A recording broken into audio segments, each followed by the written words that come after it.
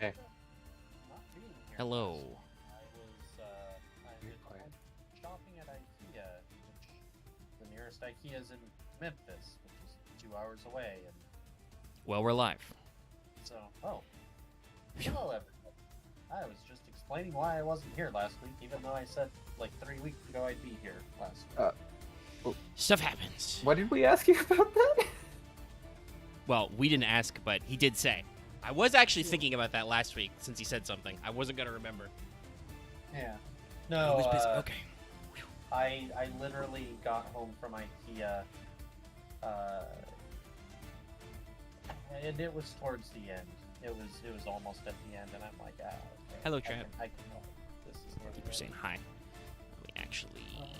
What's my... I can make the master music slightly quieter. I honestly didn't get that much from IKEA. It was one,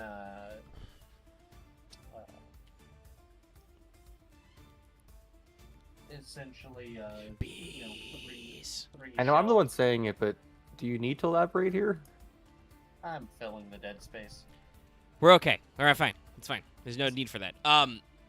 Okay. Hey, everybody. Hi. How you doing? I'm saying hi to chat. I should warn everybody, in case you didn't follow me on Twitter, you may have noticed there was no God of War yesterday. I was very tired. Technically, I think I was sick, because today I feel sick. So I apologize if there are probably going to be a couple of slightly longer pauses, and you might hear me a little bit. Do you think you have the 19? I don't even know what the fuck you're saying to me. You have chest pains and you had like intense exhaustion. Oh, is it? Has the Rona finally caught me? I don't fucking know. I mean, it's not COVID-19, so I said 19 because like trigger words. Nobody says that one. Says it that way. Fair enough. We say the COVID part because even if you write it 19, COVID is much easier to say than 19. No, I don't know about that COVID, part. I thought you get demonetized. No, not anymore. Oh, I stopped doing that. In the early days, there were questions about the heckin', like, were you making a profit off something that was a sudden event, or were you possibly spreading misinformation? But now it's just like, wait, no, now it's endemic. Doesn't matter. Anyway, I have no idea. Yesterday, I was just really tired and achy, and now I woke up. I'm like, wow, I feel way rested, but man, my fucking chest hurts. And I have a little bit of shortness of breath. So like I said, forgive me, please, chat, if I take a pause. And I also, you have heard David and you have heard Axe, to clarify who is on the stream right now. I fucking called out Loth. He didn't show up. He's probably dead in a flaming pit of flame somewhere. He also might be just asleep. It is like if he is 9 sleeping, a.m. right now for him. Well, yeah, but if he is sleeping, it's probably because he's not sleeping good because it's heckin' hot. Alternatively, he has passed out. Oh, Meeseeks has finally decided to, 3 minutes after the stream went live, remember to post it. Thanks, buddy. So no idea if he'll show up. And since Loth isn't here to yell at Dallas, I don't know if Dallas will show up either. But yeah, it's about like 9:30 a.m. for him. To let people know what is up, we're going to start with B Trooper. That should be about 10-ish cards. And, we'll also probably mention some of their spell traps as well. That's a little short for us, even with me being a little sick. So we may or may not get to Plunder Patrol then, which is also about 10 cards, funnily enough. I forgot both if it's like have Hume? Both of whom have solo modes and Master Duel, obviously, is what we're going for. I guess I was sort of like, oh, wait, they're cards. I guess they are decks you run mostly 2-ofs and 3-ofs, mostly. So yeah, and honestly, they're decks. Well, actually, there is a funny connection cards, so. Between the two decks that I think works out for what we're talking about. Though I will also say Plunder has way more spell traps than I believe B Trooper does, and that is saying something. Or at least their spell traps have been around longer. So the funny thing about both of these actually is B Trooper and Plunder Patrol are both what are called world premiere archetypes, aka they came out in the TCG first. So this numerous archetypes have been world premiere over the years. Burning Abyss was one, for instance. There have been some that have been less successful, like FA, but there have been some very spicy world premiere archetypes. And there's lots of fun there. I feel sometimes like, at least for where the TCG is concerned, the world premiere actually, like, I feel like those guys have a little bit of fun.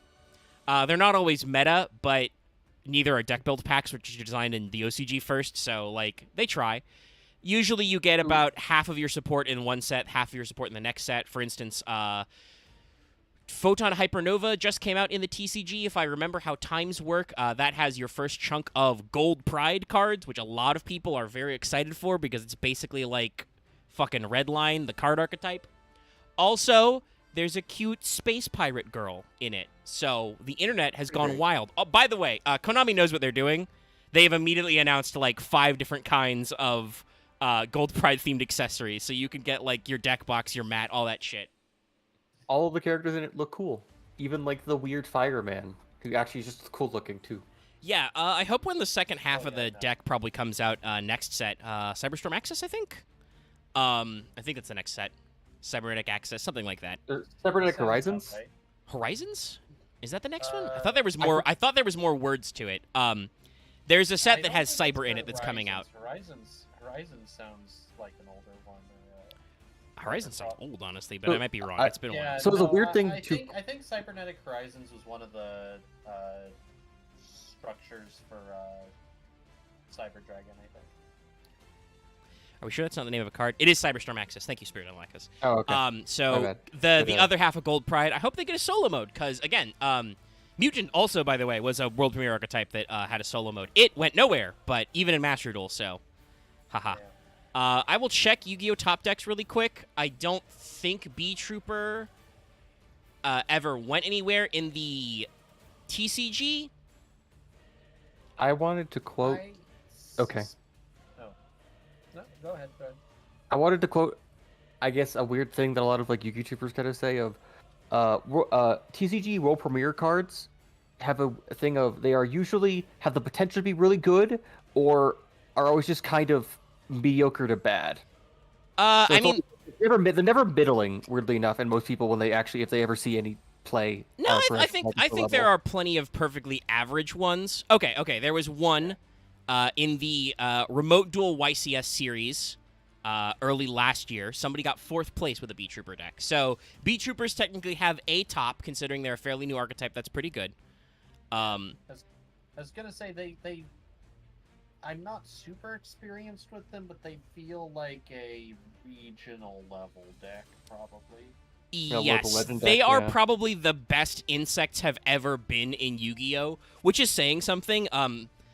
Insects have kind of Insect.deck has kind of phased in and out of being like a thing that could work. Insectors obviously were very good. Giant Ballpark Goki Pole decks have gotten some tops and some rogue cuts before. And certainly, by the way, there is a Giant Ballpark version of this deck. Beat Trooper, I believe, has been way more successful in Master Duel.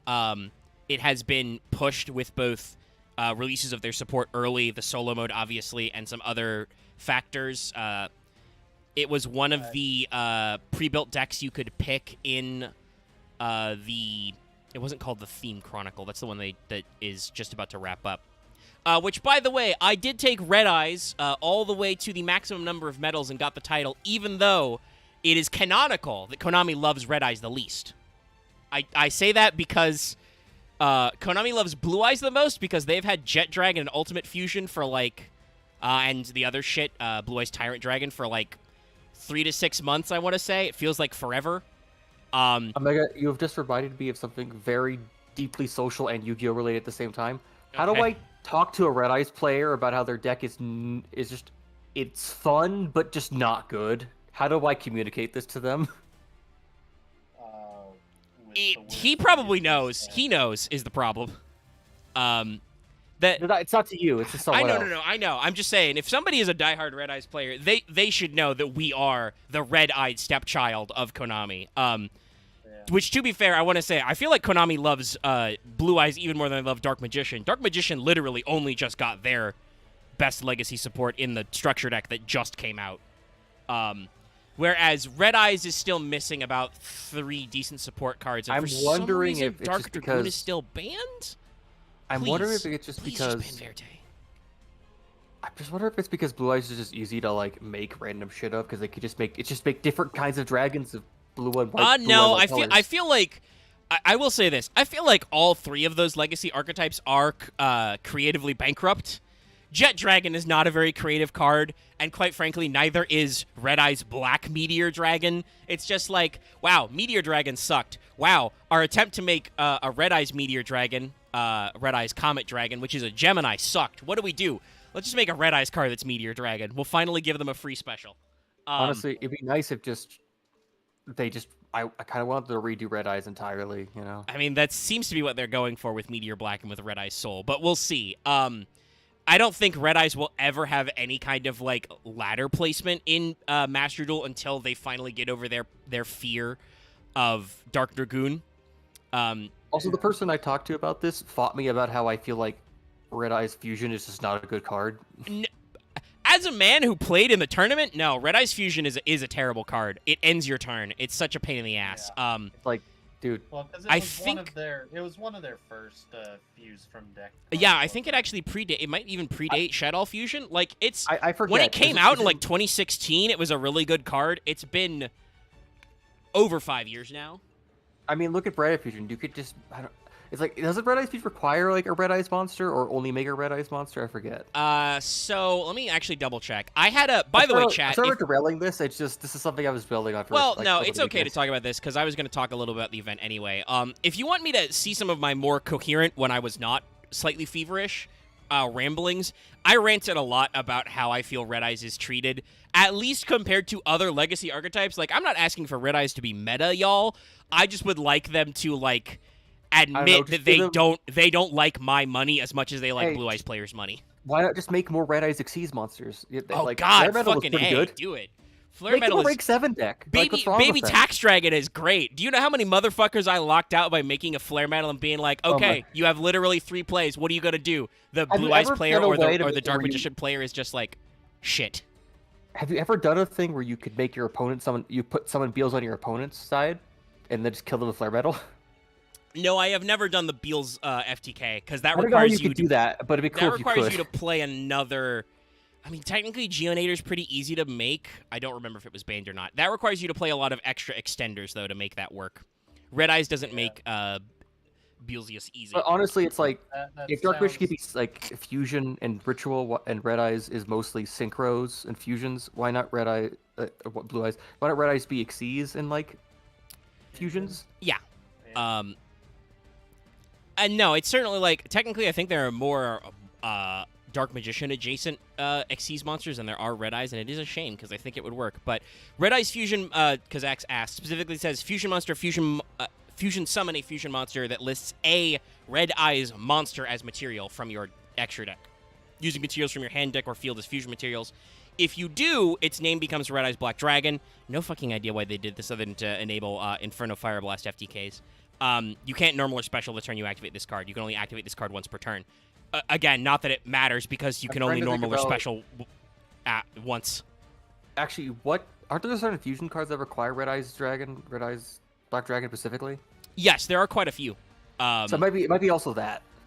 That doesn't really matter. But it still locks you out. So it's like, Yeah. Like generally, the 2 monsters I fused ever was Slash Dragon and Comet Dragon, Meteor Black Comet Dragon, which all have their own problems. Red Eyes is they tried really hard, and I think in 2016, Red Eyes' support was pretty cutting edge, so they played it pretty safe. And there's something to be said for like Red Eyes DMD has always been kind of a busted card. Like they've only just eroded it to be hopped both ways and allowed it to go back to 3.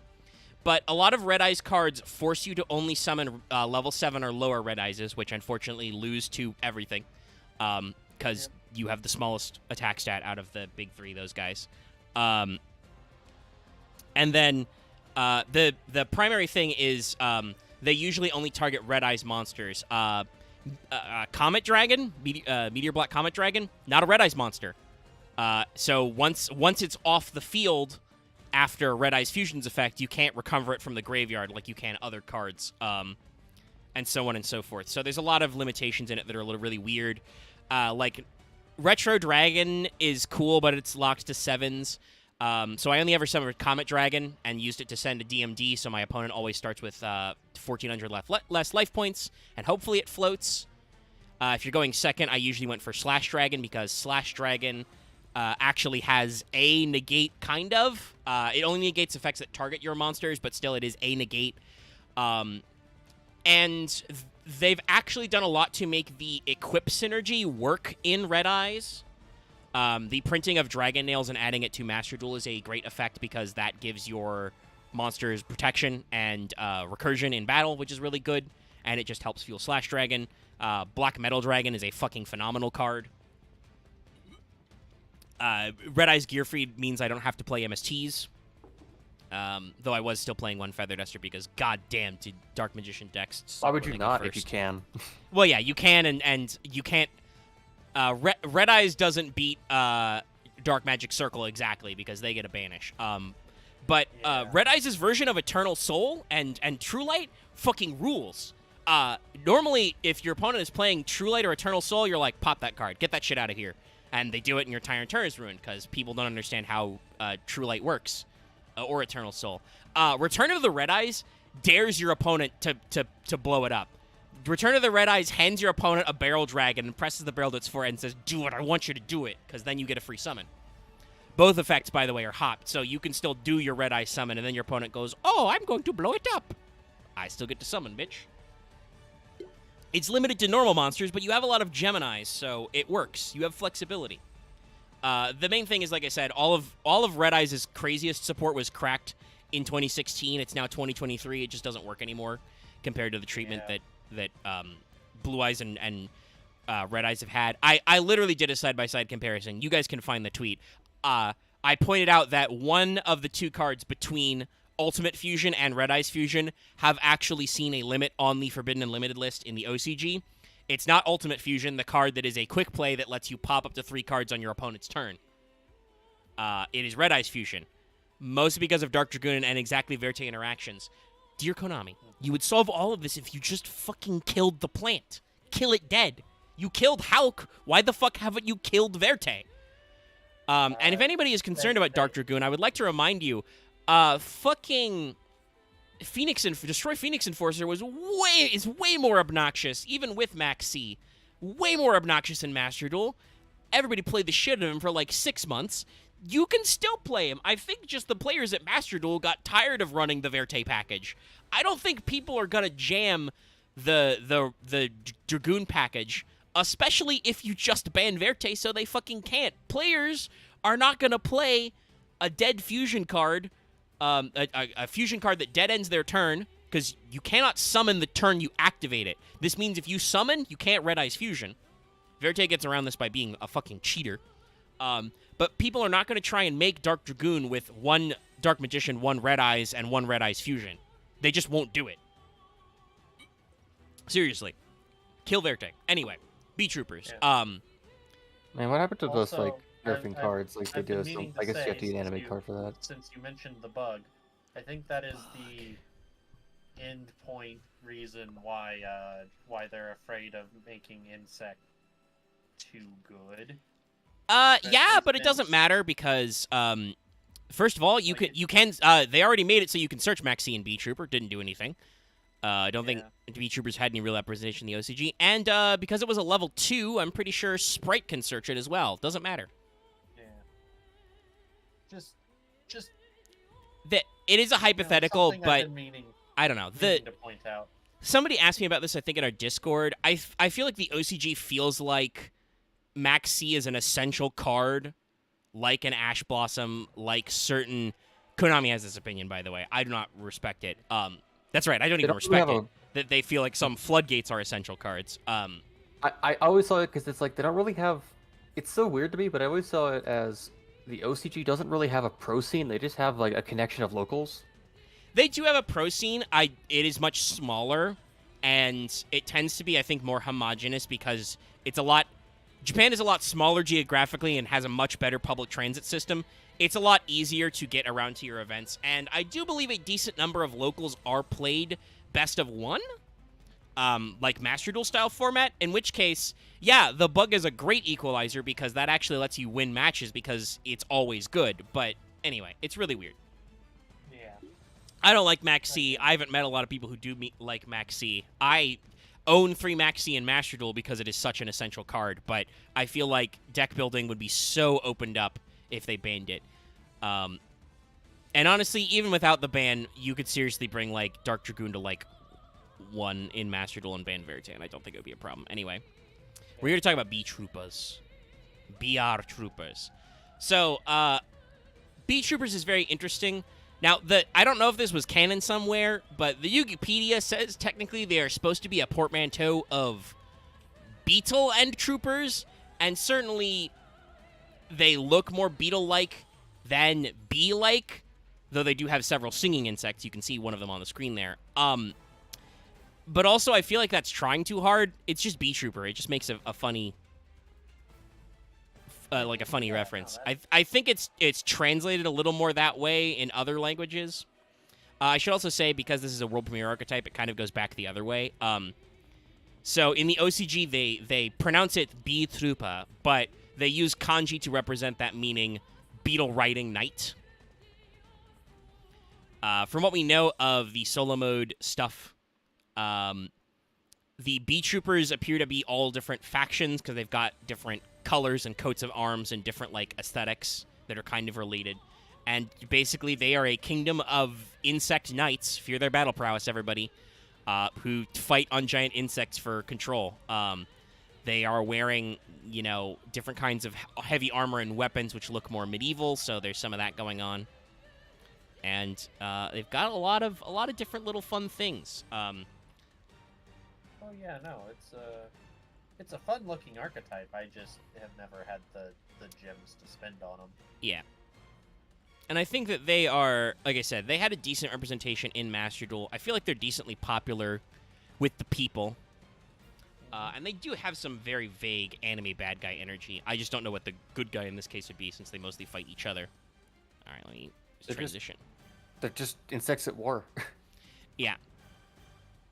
So, we begin at the beginning. This is one of their first ever cards shown. This was a freaking, you know, secret sneak peek premiere. It was a secret right there. I'm trying to remember what that thing they did when Konami does promo for stuff. So this was like a sneak peek card for Dawn of Majesty when they came out. Dama and Power of the Elements, very... no, actually, it was Bode. It was Burst of Destiny, I think was their second one. So, obviously, in the TCG, they did not come out, I think, in a very good time for them to be good. This was all of the, you know, Scythe Lock pile decks. Unfortunately, to do a lot of things for this deck for a while, you do need access to your extra. So, I feel like the Scythe Locking shit, you know, really shenanigans them. Yeah, I was gonna say, because they're mostly a Link archetype. With, yes, like, they are Link and Link and Fusion. yeah. And to be fair, their first Fusion monster was not super popular, but they do have both of those. They do have kind of an extra deck monster, but or a main deck boss monster, but that requires you to have a certain number of. I think you have to. Is it you have to banish insect or have? I think you have to have 3 insects banished to summon it. So it may or may not work depending on the setup. Yeah, that sounds familiar. Just in general, like I said, I feel like B-Trooper kind of fell behind the curve of other lore-compliant meta decks in the branded pile. Yeah. So, did not necessarily get their day in the sun of the TCG, and I don't think they do anything versus Kashtira. By the way, everybody, I hope you like Lava Golem. Yeah, no, this next couple formats are gonna be a little bit rough, I think. Yeah, I think a lot of people underestimated how rapidly you can use Kashtira to just lock. They were like, oh, there's obvious spell trap counters. You know what your opponent does? They just lock all your spell trap zones first. So you can't play evenly matched. They rupture your land, and then there's no Yeah. more spells anymore. Yeah, no, I haven't. Axe, you make that seen sound too cool. You know that this deck I know you want it to be cool. You know this deck literally prevents you from playing Yu-Gi-Oh, right? I was going to also. I was just saying it is like I was kind of saying it solemnly of being like just how it be, because it's also like as I've noticed, I thought it was cool, but it's also like just supposedly just one of the most unfun decks to play against. Yeah, it just like literally means you can't. Yeah. It prevents access to zones, including spell trap zones. So it just doesn't let. It literally doesn't let you play Yu-Gi-Oh. It's so weird. Yeah, I'll admit that I haven't seen very many replays or anything of. There's enough Cashier screen does. caps going around. Yeah. There was a YCS recently where Cashier was well represented, and they were using trackers to show how many zones were locked, and it was all of them, basically. Yeah. Ooh, if they can do a full lockout. Yes, no, literally like 9 or 10 of people's zones were locked. Turn one or. Nah, it may have been turn 1. I don't know how deep it was. Or did it, I only did it seen the take them a static couple screen. turns Like I to haven't get watched to the that point? replays. I've only seen the static screenshots, but it may be after 1. Diablos the Mind Hacker's probably gonna get banned, which is a shame because that's a really good rank 7 card. Says the Red Eyes player. Anyway, also the Harpy player as well. I was gonna try and chat. I was gonna try and take Harpy to Diamond, but you really need 3 Channeler, otherwise that deck doesn't exist, and it's an ultra rare. So I just didn't have the fucking gems. Anyway, this is we've been talking around him long enough. This is Scout Buggy. It's a very important key card. He's a guy. You know, obviously you make bug puns, but this does actually kind of seem appropriate for a scout. He's pretty lightly armed and armored. Yeah. I like his cape. It kind of goes well with the bright red of the ladybug, the ladybird to certain international listeners. But he's got good armor, good coloration. This is also, by the way, a very modern design. This literally came out late 2021, so It really reminds me of like a Vanguard art piece and how like modern anime it looks. I could see that, and who knows, Though again, this was a world premiere archetype, so I don't even know I don't technically know where they hire the artists from, but I would expect it's not actually Japanese artists first. But yeah, I like a lot of little detailing. I think there are some like weird things going on with it blown up, like how does this arm specifically bend this weird way? Like, what's he doing? Is he rotating? That seems uncomfortable. But the armor detailing is nice. They've got really good, like, extra lens flares and shine effects, like, really good lighting. And while you can't see a lot of it, this background, look at it. It's fucking great. Yeah. Like, majestic. No, that's a good background, too. Yeah. Good sky effects. Like, a lot of work was put into this, and it's pretty cool. So, Bee Troopa Scout Buggy is a wind insect, level 3, 1000 attack, 300 defense. Bee Troopers are all insects, but they are several attributes. First effect is continuous. You cannot special summon monsters except insects. If this card is normal or special summoned, special summon 1 Bee Trooper Scout Buggy from your hand, deck, or graveyard. You can only use this effect of Scout Buggy once per turn. So it doesn't turn into 3 Scout Buggies, but Scout Buggy is a normal that swarms. And that is generally Bee Trooper's strategy, is swarm the board and make either a big fuck-off Link monster or a big fuck-off fusion. So that lockout effect was while it's on the field? Yes, while it is on the field, Scout Buggy has a continuous effect that you cannot special anything but insects. This helps limit you from just making certain plays with, like, access code or something. Yeah. You can't go straight for access code. You have to go into... And several of their effects tribal will links. type lock you Yeah. as well, some of their spells. But okay. Which is fine. I honestly think more decks need to type lock you, attribute lock you, like do something. Yeah, so that in you general, I can think go that's the and thing look. most people realize is... and honestly, that's where a lot of the weird shit comes from. Like, I don't remember why, but, like, Mushroom Man number 2 was very briefly side-decked this past year. I'm card. think it was a. Was It Shira? it does damage to your opponent, so you can win for time. It was also No, a that's not thing just that- why. That's not just why. It was because it flipped control. It meant that they couldn't special summon a Kashtira. Oh yeah, it Right, also yeah, blocked it out stops the. Fenrir, yeah. Yeah, it also blocked out your specials. Yeah. So, and hey, if Kashtira is good, might still be in some side decks this year. Like, Yeah. there's a lot of weird shit that comes from that, but yes, general type locking is important. So I'm going to bring up our next boy. This is B-Troopa Scale Bomber. Looks like more like Scale Arsonist, but I'll take it. I do want to say, in his concept art, this guy looked a lot huger. I'm actually kind of surprised at the scale, for lack of a better term. That said, this is a beautiful piece of work. Like, the coloration on those wings and the helmet is, like, really good. Oh no, it is, and the orange, yellow, and purple playing off each other. I'm pretty sure orange and purple were contrasting colors. No. Yeah. Well, kind of. They're pretty close. Yellow and purple were. It is definitely a yellow or orange. And Yeah, there's some yellow- blues in there. Blue and orange directly contrast as well. Yeah. So, like, Um, good use of colors. Yeah, no, there's definitely some very high contrast color going on here that looks good, and I'll be honest, those fire and explosions look good too. Yeah. Lots of like very bright, warm colors with a little bit of cool, slightly cooler in the purple. And the very, very faint hint of blues. This, I think it's supposed to be a moth, but it might also be a butterfly. Very aggressive, though, with his kind of, spiky bits and his beadly eyes. Yeah. You can see his little tongue down there. The only thing I think that's a little weird is it's called Scale Bomber when it's just throwing torches, I think. I mean, But, he's yeah. trying.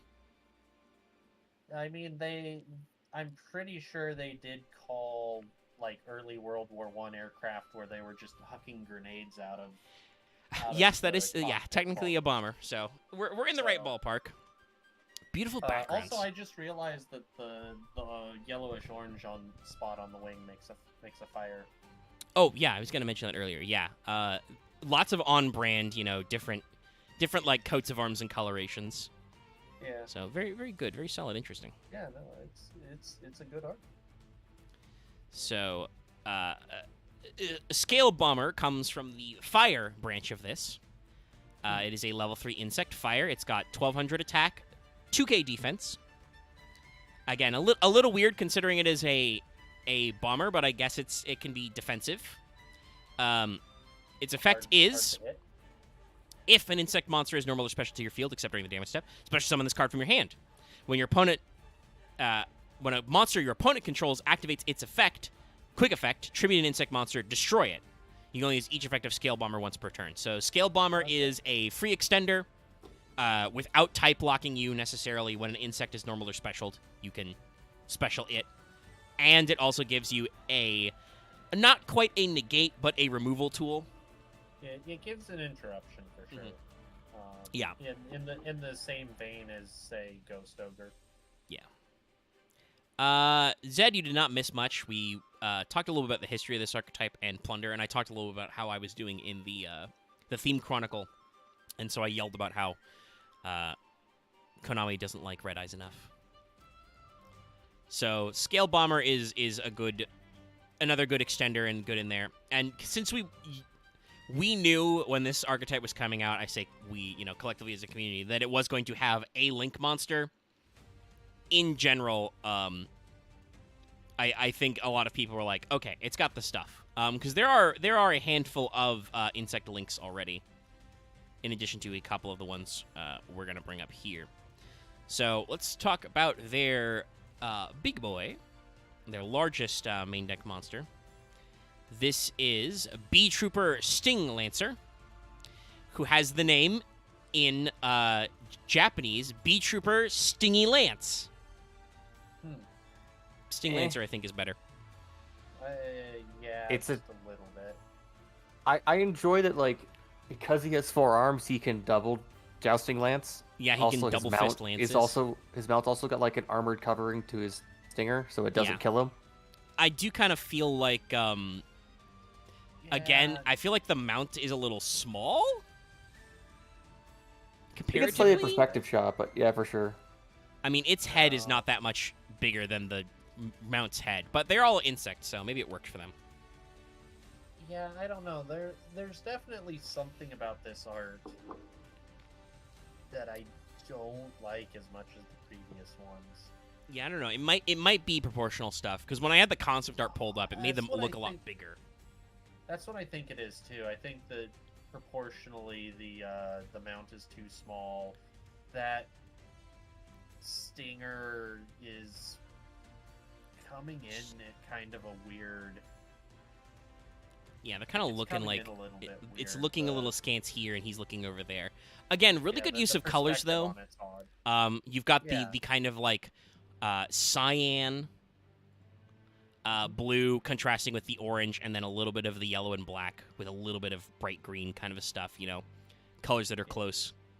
God, is Oh, yeah, no. Stinglancer a tall boy though? Like that's his head. There's his fucking feetsies, leggy. Like, But yeah. everything in the background of this, I love though. Mhm. Like, I don't know that's, why the light is like catching and making hexagons, but I love it. It's really neat. Yeah, no, I. It might just be refracting through his wings, which have kind of a hexagonal pattern, but it's cool. I like it. Yeah, it could be that, or it could be coming off of his lance, maybe. Yeah, it's glowy true. Those twirlies also have coming off his some lance. there. It's pretty interesting. So this is Yeah. a bigger one, which is still pretty important to the deck.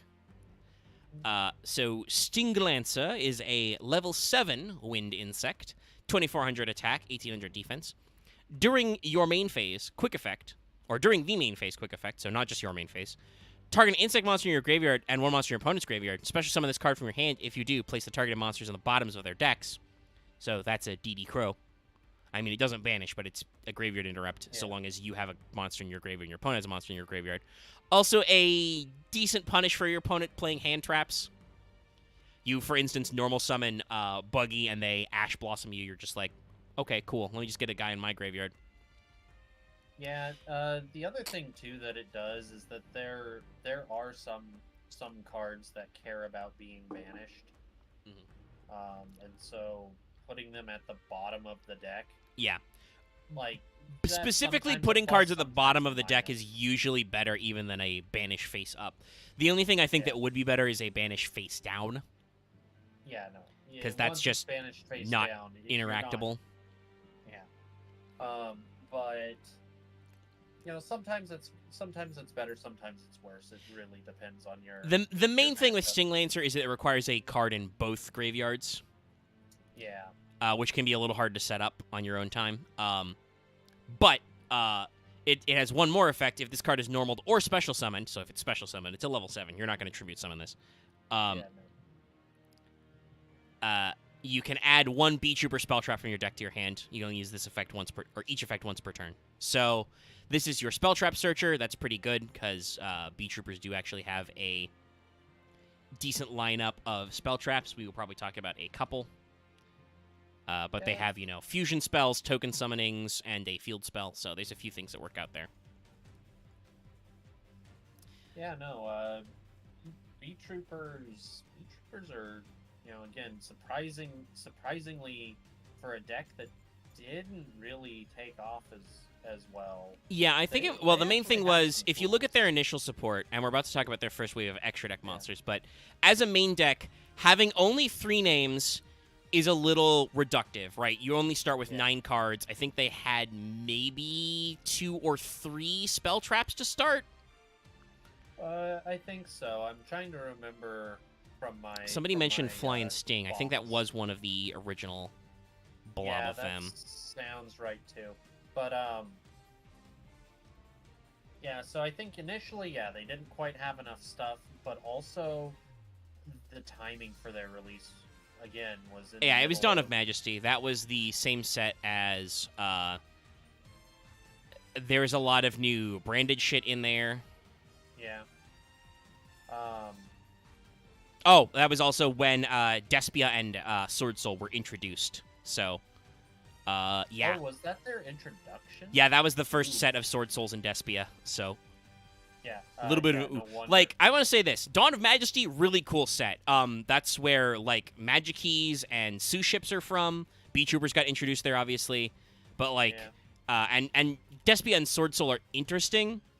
I feel like early Sword Soul, like, make Barone stuff was very boring, but now that they're kind of on their back foot, Sword Soul can actually be a interesting, like, fourth best deck. But, definitely, like, the power level of the first wave of B-Trooper support was not enough to beat out fucking Sword Soul. Yeah, no. I was gonna say, but that was also, COVID format, so True. that may have affected some of it. It was as late well. 21. But, in general, there were some decent stuff. Somebody mentioned Fly and Sting. Fly and Sting is their Omni Negate. Well, it's a monster effect negate as well. Mainly, when your opponent activates a monster effect while you control a B-Trooper, negate and destroy. During your end phase of this card's in your graveyard and you control an insect monster with 3k or more attack, you can banish an insect monster from your graveyard and set this card. So it recycles. You can search it. It's pretty good. I mean, Mr. Dennis Cordell, generally people would probably say that about Barone. The main thing is that I think we've gotten into such a weird state of Yu-Gi-Oh! Where Barone is no longer a problem. Having a once-per-turn pop and a once-per-turn negate that any Synchro deck can make is no longer enough to win the game. Yeah. That, I think, says a lot about the nature of Tier Lament specifically, where Tier is a deck that could, and a little still can, like you're very reliant on your high rolliness, could play through a negate and a pop, which is kind of interesting. Yeah. But yeah, so you had access to like Fly and Sting and stuff. I believe the implication, because that's also another wind, is that it's entirely possible that Sting Lancer is supposed to be from the same group as Scout Buggy, though Fly and Sting shows it working together with Scale Bomber, so maybe the attributes mean nothing. This is B-Trooper Armor Horn, though, their first Link monster, which is an Earth. And this one is pretty good. It's a Rhinoceros Beetle. Rhinoceros Beetle? Yep. Rhinoceros Beetle? I know, I I, didn't say I enough Rhinoceros enjoy Beetles, chat. the variety they have in that.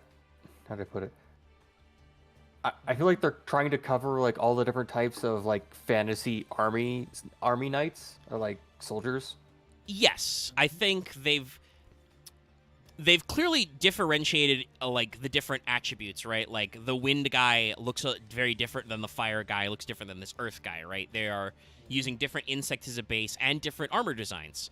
This guy's armor itself is very reminiscent of, a stag or rhinoceros type beetle. He's I'll be much more honest, bulkily armored. That is not a beetle I would fuck with. I know, he's got fucking spikes on his It helmet. feels like Both he grabbed you by ways. the face and like plant you to the ground. You want to watch out. He's fucking all over the place. He's breaking rocks. Look at it. Yeah. Stunk. Although to be honest, I don't tend to fuck with bugs for the most part anyway.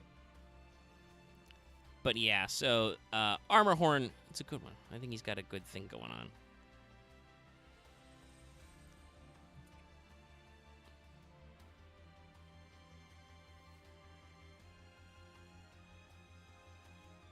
Oh shit, actually. Let me make sure this is in my list. Yeah, it is, okay.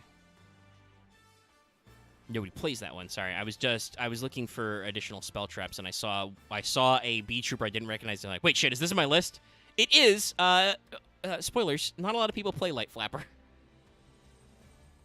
We'll go into why later.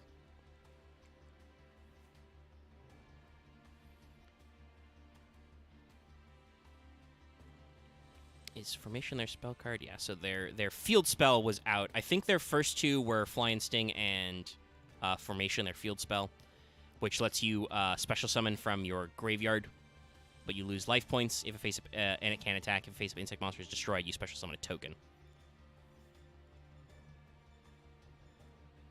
So just giving you extra extension for their link shit. They got their fusion spell landing in their second blob.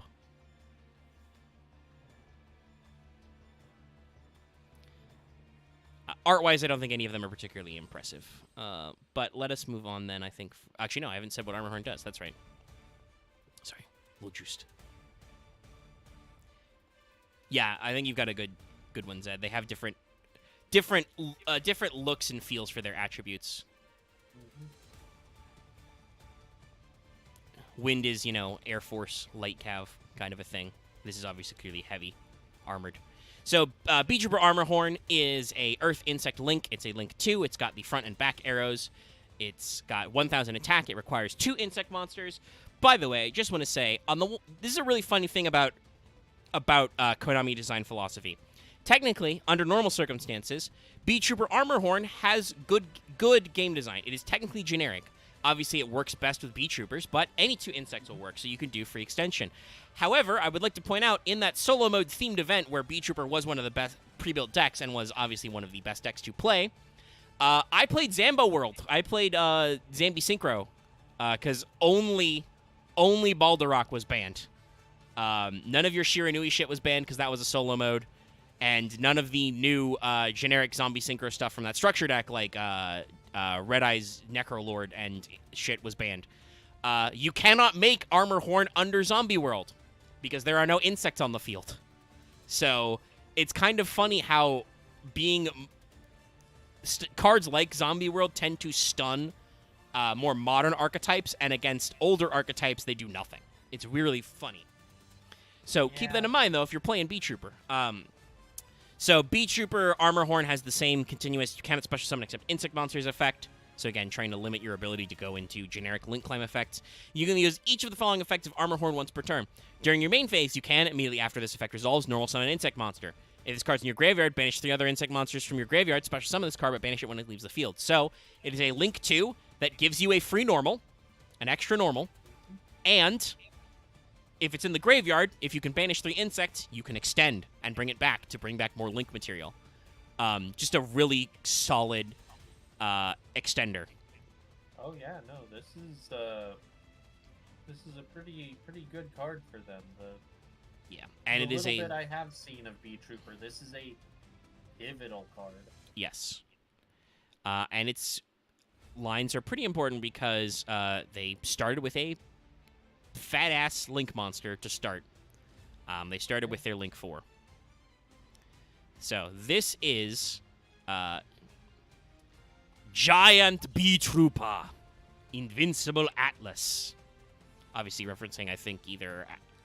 I'm pretty sure there might be both an Atlas Moth and an Atlas Beetle. It's also just a moving fucking fortress. huge. Yeah, no.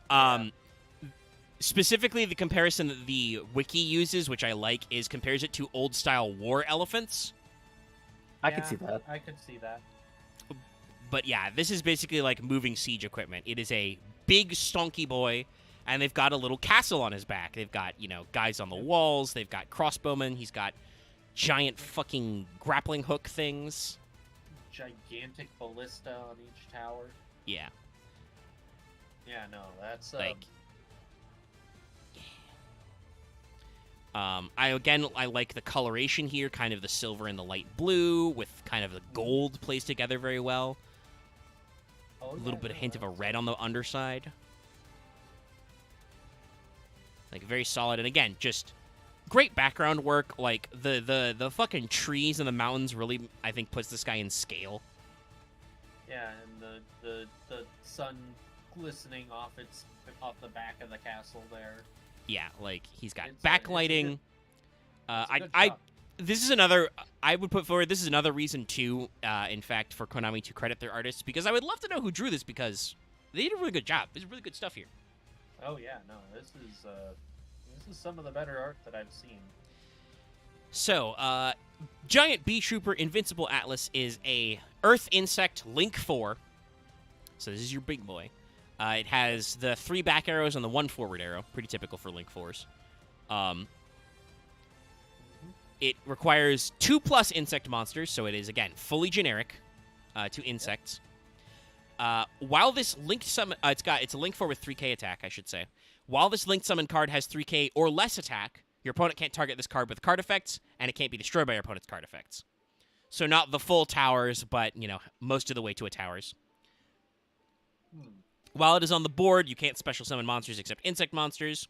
You can tribute an insect monster, then activate one of these effects. Special summon a Beat Trooper from your deck. This card gains 2k attack until the end of this turn. You can only use this effect of Invincible Atlas once per turn. So, Atlas, when it has been link summoned and is on the board with 3k or less attack, so if your opponent zeroes it out, they also might have problems here. It is untargetable and undestructible by card effects. If you have a insect monster to tribute, you can either go for an extension, summoning more Beat Troopers, or you can give it 2k attack, presumably to go for the OTK. Because then you have a 5k bug. And as anybody who's ever played a Utopia the Lightning line knows, 5k on a single monster is a great removal tool. So basically, if your opponent has their own unoutable guy, you just make this guy fucking huge and kick their ass. So that means that this is your guy you send up against a rival Cybers, unless they got the 6-mat, yeah. Yeah, I was gonna say unless they 6-matted you. In which case, good freaking luck. Yeah, I don't know if they've got any more attack fixing that you can do, but yeah. That's just it. If you get to the fucking 6-mat arrival Cybers, it's like, how good are you? What do you got left in the tank? Not a lot, probably. And so, like I said, like most World Premiere archetypes, Beat Troopers had a second wave of support in the next set. Again, unfortunately, that set was Burst of Destiny. That's the set that had to destroy Phoenix Enforcer in it. So, again, we had a slight problem with being outshone by other very good cards. So, the next one up in that collection is B-Trooper Assault Roller. So it's like a dung beetle, but instead of dung, it's a Pillbug Wrecking Ball man. Because he's got pretty eyes. cool, honestly. Yeah. Yeah. No, that's Yeah. No, that's that. Good use of Sounds colors. Kind of silly, but no, It's that also is a pretty actually good combination. It's a pretty good combination of like those concepts, honestly. Yeah. Like, because you can, when this is blown up, you can see clearly there's the beetle, there's the guy, obviously, and then you can see his little eye. The ball is a big old Pillbug man. He's ready to rock. Great use of coloration to show that these guys are all a team. You know, they're kind of all liveried out the same. This kind of bronze, silver, gold, works really well. The purple is kind of subtle. Like, it's just another really good design, and you can see the dynamic. There's fucking lighting and motion and shit. It's pretty good. I think he's about ready to roll, not rock. He may possibly be transforming and rolling out. So Assault Roller is another one of our insects. It's a level 4. It's got 1600 attack, 1400 defense. You can special summon this card by banishing an insect monster from your graveyard, so he's a special. You can only special summon Assault Roller once per turn this way, so you can special summon other ways. Gains 200 attack for each insect monster you control except this card, so depending, it's usually 18, might be more, depending on where you're extending right now. When this card is destroyed by battle specifically, add a Beat Trooper monster from your deck to your hand except Assault Roller. You can only use this effective Assault Roller once per turn. So, Roller is mostly just another extender. He lets you summon easily if you've got a guy in your graveyard. Again, I think these guys in the OCG played very well because Max C is just another guy you can fucking yeet. But yeah, there are also a lot of insect decks that are really good at sending shit to your graveyard. If you are playing the Giant Ballpark version, for instance, it's really easy to get bugs in your grave. And lots of other weird shit. Resonance Insect, I think, is also really good at that, too. Yes, Resonant Insect is a card that was played very heavily in Beat Troopers because it's an old-ass support boy. I don't think the attack... It's only 200 attack, so the attack modulation isn't really important other than, like... Again, if you're sweeping for the OTK and, like, you've got, Invincible Atlas and shit out, you might be able to get the sweep. Beat Troopers are really, really good at swarming. But generally, this is just a guy that you can make to get free extension, and on the off chance your opponent stops your combo somewhere and they have to run this guy over, you will get a search out of it. Or, if you're going second, you might actually, like, crash and go to the main phase 2. to get a search if you really need it. So this is a card that is played because of its special summoning ability, and it's generally useful for stuff. Even if it is not the most played, but it exists and it is common in the deck. Now this other guy ain't.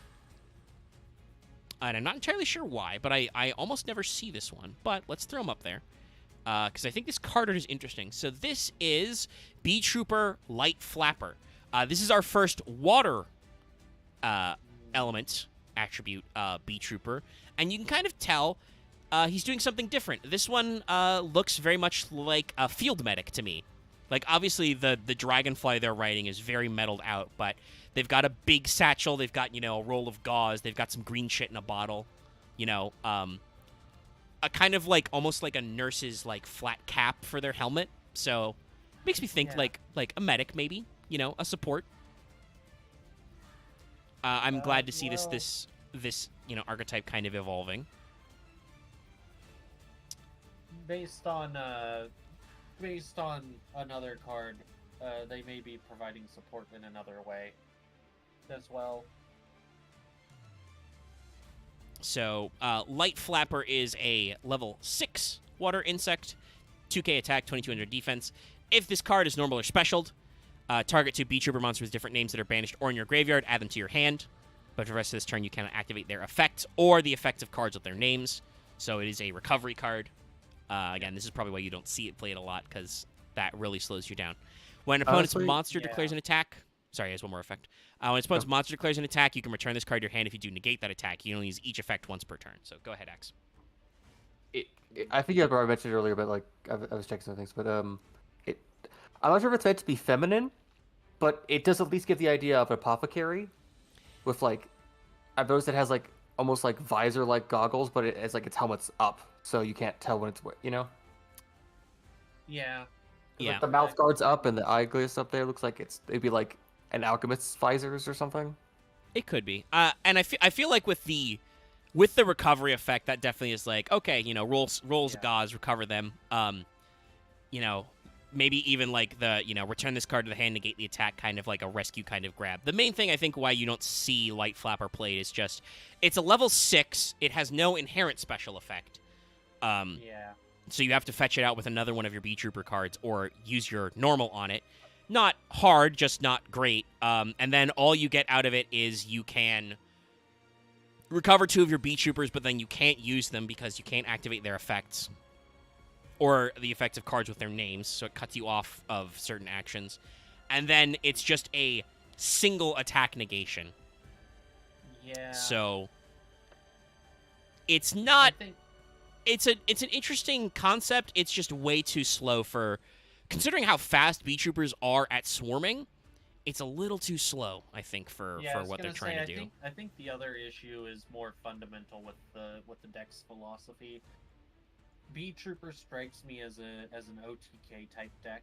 Yeah, absolutely. Heavily, you want to go second so you can OTK your opponent. Yeah. Obviously, if you have to go first, making Invincible Atlas and sitting on him and being I'm indestructible and untargetable. What are you gonna do? Yeah. You hope your opponent prays they're playing kaijus. Which, kaijus cover with a multitude of sins. I'm pretty sure, by the way, you would actually play kaijus in this deck because, again, you're an OTK strategy, and Jizukiru and Godarla are, giant fucking insects. Which are earth and wind. Record, I don't think has any anywhere.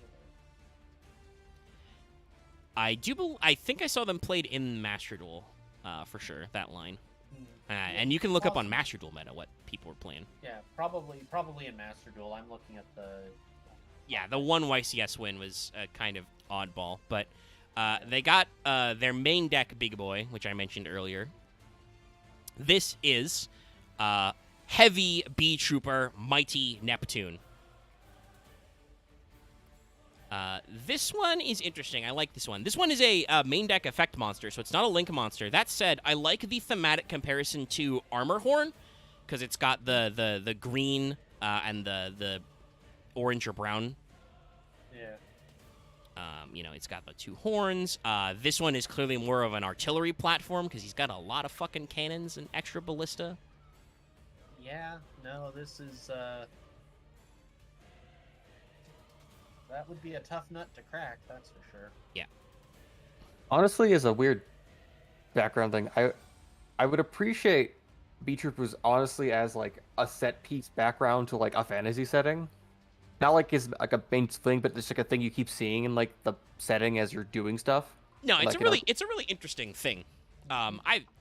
Weird insect knights and stuff is other than the joke about his unmatched battle prowess.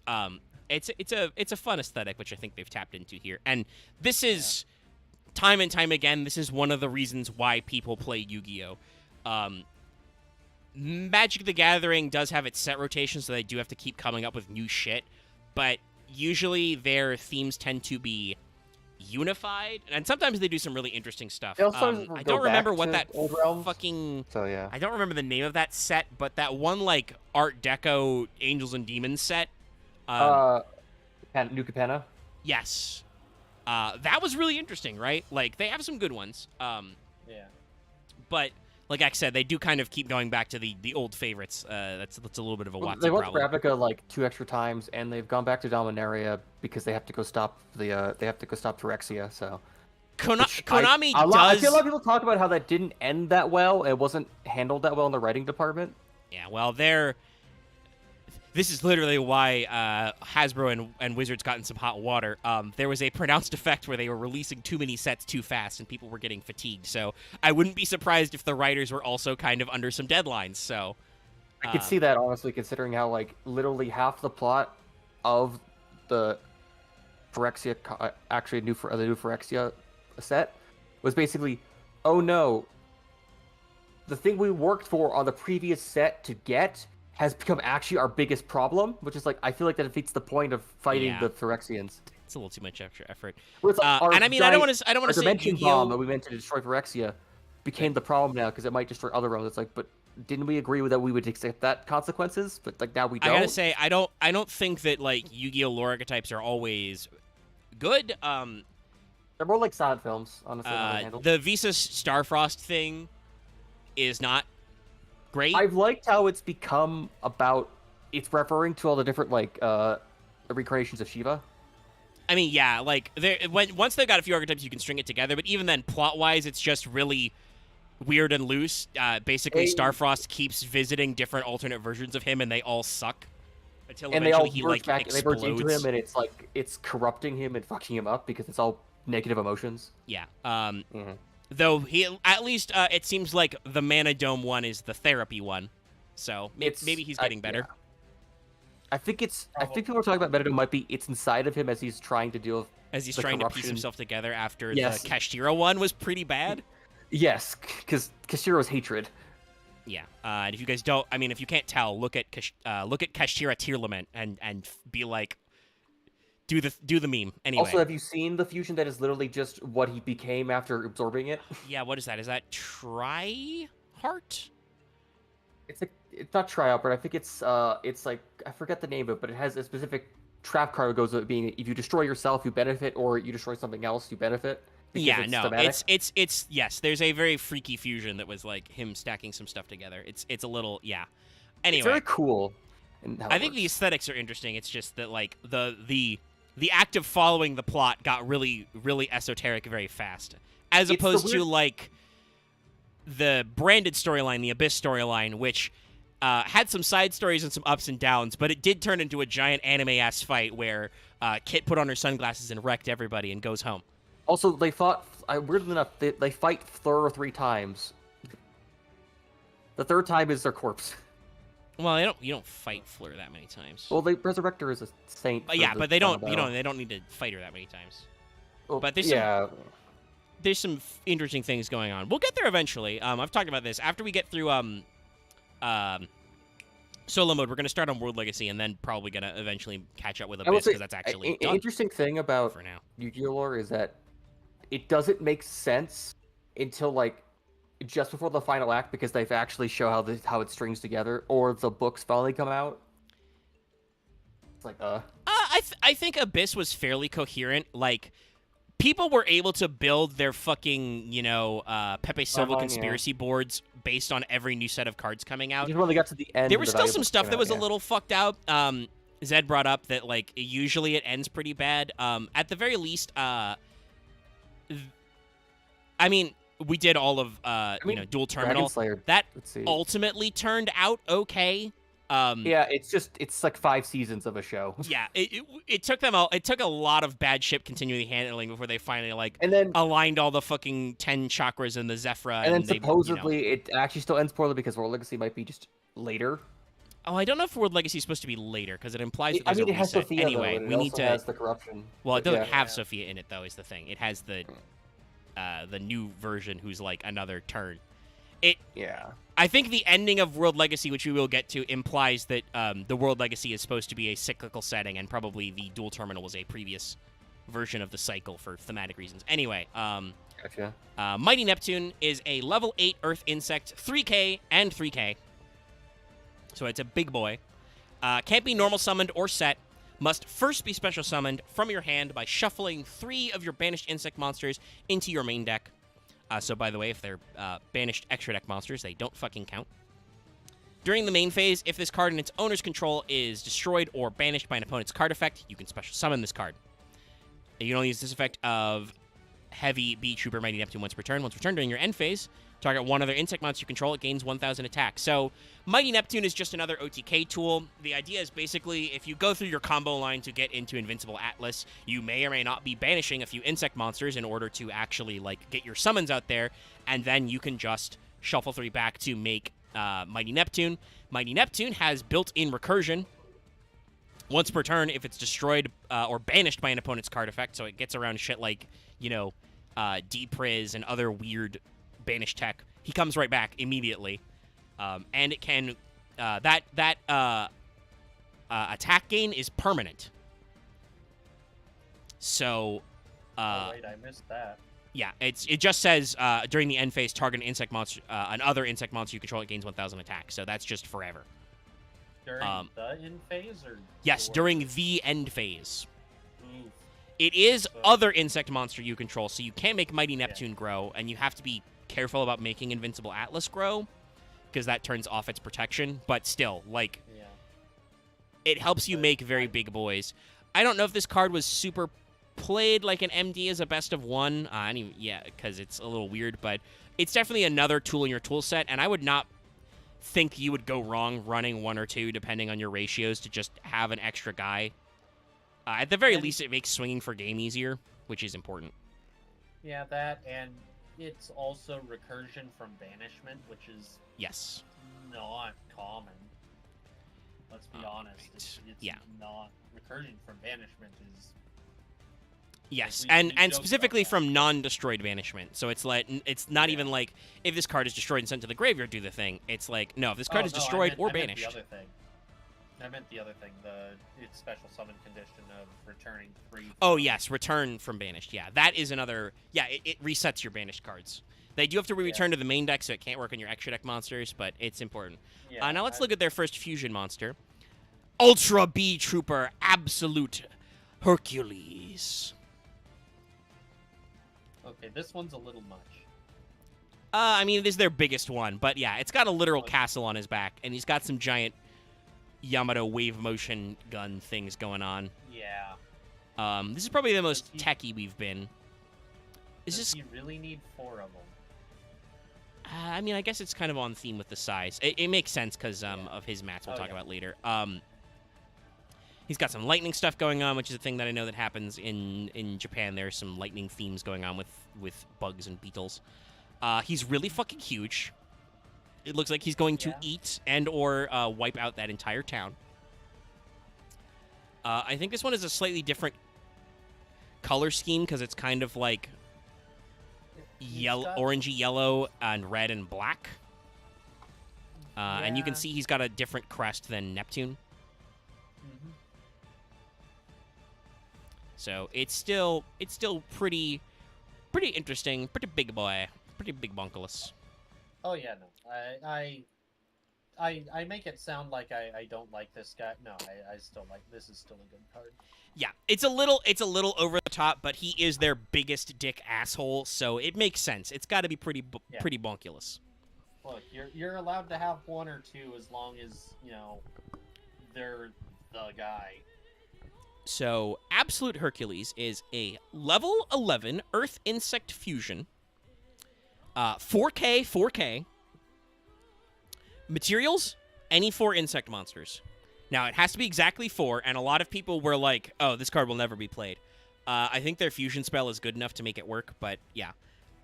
It's a little interesting to see how that shakes out. But after this... Good? Sorry. If you can pull 4 for grave or deck, in a way, it's not hard or bad. I mean, you can't, because you can't do that generically. Right. There's no, from deck polymerization. Yeah, we'll... Right, I guess there's no V-Trooper one. We're only using V-Trooper's material.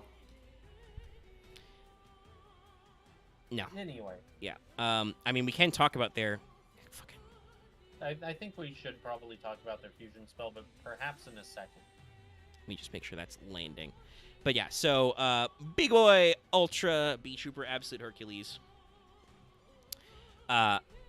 After this card is fusion summoned, it is unaffected by other cards' effects until the end of your next turn. So it is a Towers. It is just unaffected until the end of your next turn. At the end of the battle phase, target an insect monster with 3k or less attacking your graveyard. Special summon it. You can only use this effect of Absolute Hercules once per turn. So Herc is, again, a great way to swing for game. It's unaffected. It does let you do some interesting recovery or crashing, because it lets you recycle insect at the end of your battle phase. I don't think you probably want to be using that effect a lot. You'd like to just have the guys there. But he's definitely a big motherfucker and can be part of your strategy to just kill the shit out of people. And their fusion spell is B-Trooper Landing. It's just fusion summon an insect fusion monster from your extra deck using your hand or field as material. If it's in the graveyard, you can banish 2 insect monsters to add it back. So, no, they don't have a Shed All fusion. Okay. And quite frankly, I don't think they can, because I believe... Let me read Resonance Insect real quick. Yeah, I was gonna say... If this card is... Okay, if it's sent from the field to the graveyard, thank God. Yeah, I was gonna say, I think it was field to grave. Yeah. That said, let's see. I'm pretty sure Goki Pole is just sent to grave. Yeah, if it's sent to the graveyard, add a level 4 insect monster. If you add a normal, you can special then. So yeah, I don't think you can have a insect Shadow fusion unless, like Axe brought up earlier, it was specifically a B-Trooper fusion that only lets you send I feel like you could do, or if it's only B-Troopers, you could make it be hand field graver deck. Okay, first of all, no. Hold on. Why 4 plays? What the fuck? Axe, you've been drinking too much of the branded juice. Okay, maybe I listed wrong, but I was thinking grave and deck at least. Maybe field. Honestly, no. I think banishing from... Giving them a Miracle Fusion is too good because it synergizes with their other big asshole unless it also shuffled back from grave. Like, I guess if it was an Ultimate Fusion type effect where it shuffles back. I guess if you did like Thunder Dragon Fusion. Yeah, Thunder Dragon Fusion also shuffles or back. Or it can fuse from banish, but it goes back into your deck. Yes. Ultimate Fusion and Thunder Dragon Fusion do that. That's, yeah. That would be one way to work it. But there's a lot of flexibility to fusion spells, but I think you would have to be careful based on how these guys work to not give them too much advantage. Like, I don't think that they're, super poised to be really broken. And certainly, like, I've talked about this, Branded is a really weird deck to go against because, depending on the context, I honestly think some of the Branded fusion monsters, like, fusion effects are too loosey-goosey. What is it? Lubellion, when summoned, you declare its effect to fuse, and you can fuse from basically fucking anywhere. So the only way to stop that is to, like, compulse him back to the extra where he doesn't exist. Like, they have given Branded some really fucking weird and open-ended fusion opportunities. So I'm not gonna say like they couldn't do more with B Trooper to give them some fusional cards, but at the same time, they're already a really big ass OTK deck, so you have to be careful about these kinds of things. Yeah. Especially because they do actually have one more bit of support. Let me see if I can pull up a good card art of this. Otherwise, no. Okay, yeah. So I've just got to grab the art from Cyberstorm Access. Because this guy's not out in the TCG yet, and also not in Master Duel. Let me see if I can blow him up a little. But yeah, no, going back to... Oh, no. That's probably the Pillbug guy.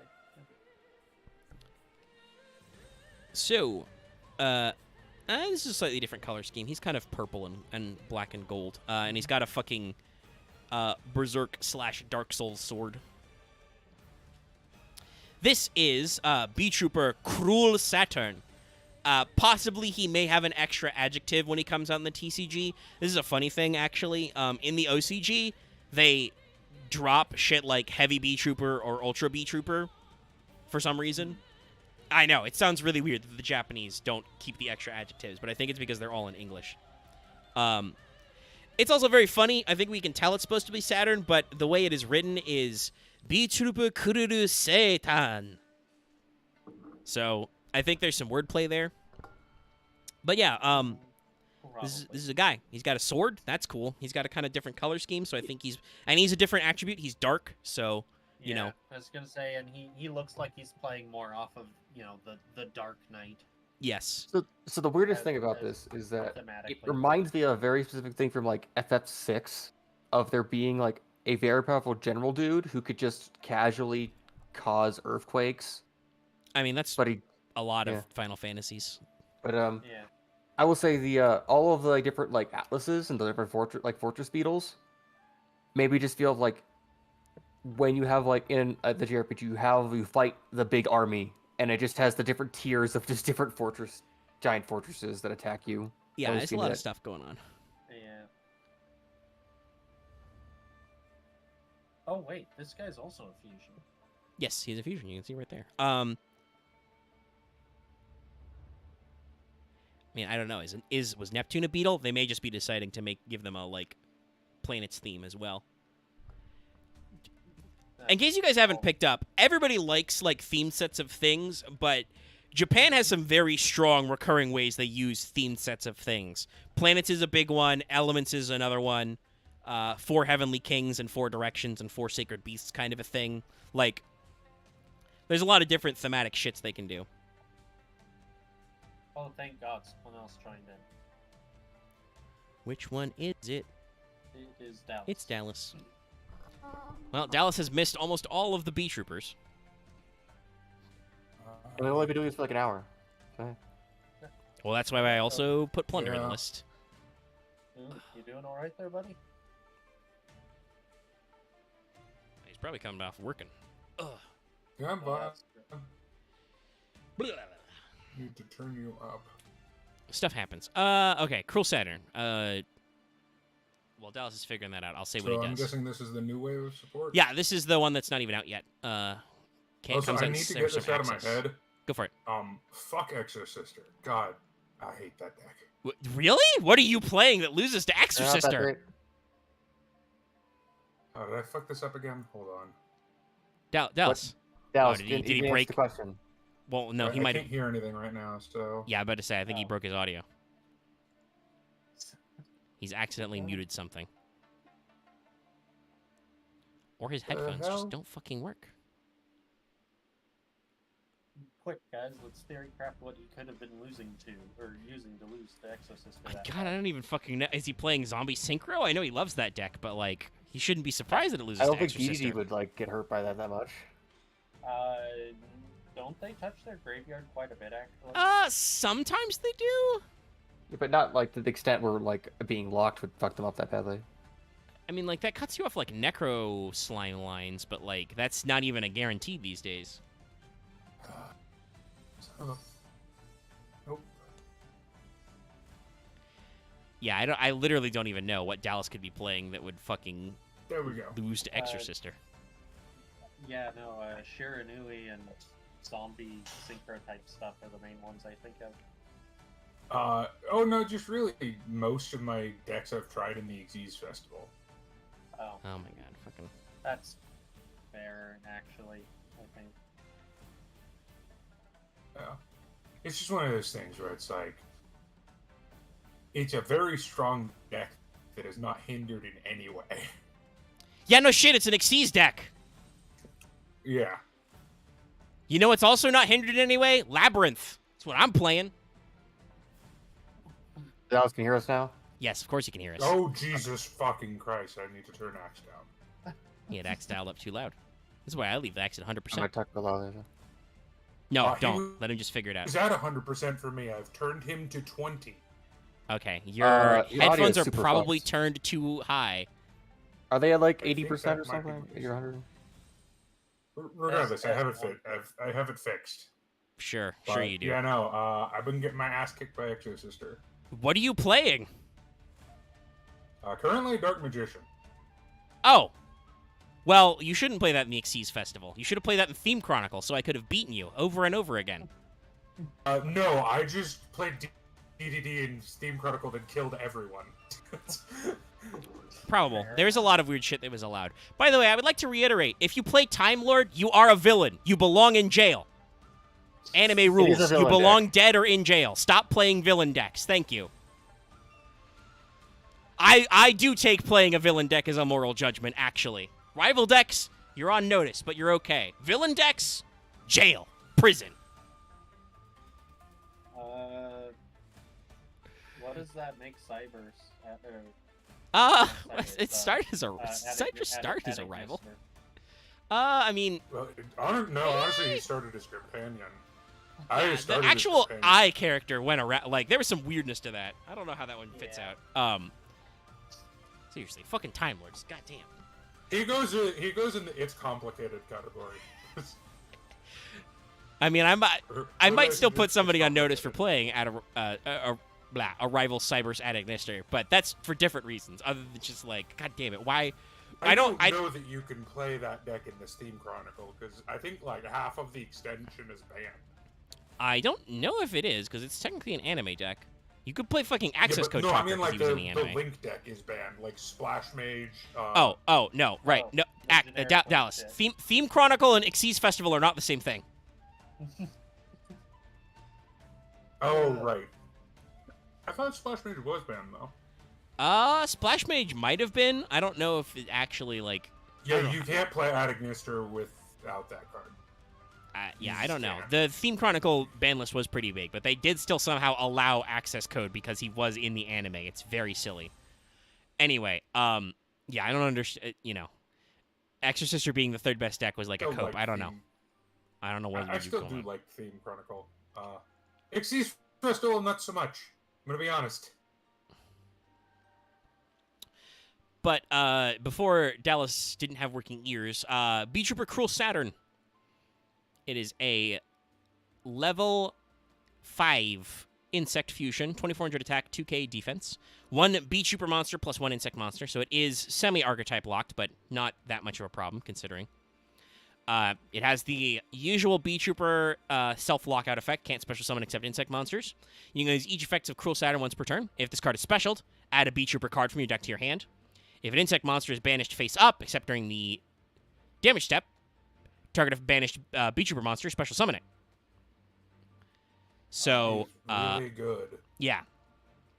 I don't know if this is technically going to, especially with all of the other good shit coming out in Cyberstorm Access, I don't know if this is going to take Beat Trooper anywhere in the TCG. Especially the considering Rogue like players will where we're at right now, but giving them In another the TCG, who knows? It might. yeah, I literally don't know. It's really weird. Motherfuckers are still trying to play tier. Cash Tira is really good, but I don't know how much longer that will last. Okay, I'm gonna say this out loud for the audience to hear. People who still try and making tier work is cope. That Oh is no, it is. I'm sure it is a cope, but people are still trying. Well, is it a cope or is it a I spent a lot of money on this deck? I'd like to see. It might be, David, but I would like you to look up the definition of coping. I guess yeah, Yeah, no, that is that is- a cope. A sunk cost fallacy can be a cope. You are coping, possibly seething. But yeah, no, Cruel Saturn is a good. It's a good 2-mat fusion that turns into an extender. It searches you any. Per turn, right? No, they're both once per turn. Oh, they're both. Oh, yeah. Okay, that's a lot less good than I thought it was. I mean, it's not crazy free extension, but when specialed, which by the way, just whenever it's specialed, it's a 5, so it can be cheated out by instant fusion. I think instant fusion is banned in the OCG right now, but not in the TCG. So it can be cheated out for stuff. It can be when specialed from your graveyard, which B Troopers do. Like, it's a once per turn, but there's a lot of ways to get these special summons. Search any B Trooper card, and then if an insect monster is banished face up, you can target a banished B Trooper and special it. So it gets you relatively useful extension. That is really good. Yeah. Yeah. Especially because as we've talked about previously before Dallas got here, that is kind of B Troopers' thing. Is they are almost like I don't want to say they're an actual insect chaos deck, but they are a deck that relies heavily on you make insects, you put them in your graveyard, you banish them to get your other shit back. Like they do the full recursion loop effect. Like they will send cards to grave, they will banish them out of grave to get other cards back, and then Neptune shuffles boys back. I'm kind of curious to see like where they might go. B Trooper doesn't have like a predefined, set or setup. Obviously, I did not actually tech them in because I didn't know if Dallas would be showing. Our next setup then is Plunder Patrol, but you can't talk about B Troopers without mentioning that thanks to Battle Wasps, they have a very strong synchro line as well. Ooh, can we do the Battle Wasps? I don't know. Let me see. How many wasps there's are like there? 5 of them. I'll check how many there are. No, sorry, there's 6. Sorry, there's 6. 1, 2, 3, 4, 5, 6, 7, 8, 9. Oh, Actually, that's 8, because one of those I think I counted as nest there, 1 spell trap. But 1, 2, 3, 4, 5, 6, 7, 8. Nope, it's 9. I mean, that's less than Plunder Patrol. We could keep it on theme. I did joke about not the bees. I just feel like that they need to be talked about with this deck. Probably. Sure. I was going to mention to... Give me a sec to stitch this together, then. We'll call an audible. No offense to Plunders. I mentioned this earlier. Plunder Patrol is similar to B Trooper. Those are both world premiere archetypes that are very well liked. Plunder has, I think, had a little more tickling at success because it's been around a little bit longer. And also may actually be good with the new ship. Right. But I forgot that card existed. Sorry. Yeah, Earth ship. Dart. Yeah, you forgot about some Battle Wasps, did you? I was like, okay, I think these. I forgot about the Battle Wasps no one has ever played. I think almost all of these were released in Heroes Revenge. So. But yeah, no, the entire set was. As much as I would prefer to do Plunder, because hey, Navy Man talks about pirates for an hour.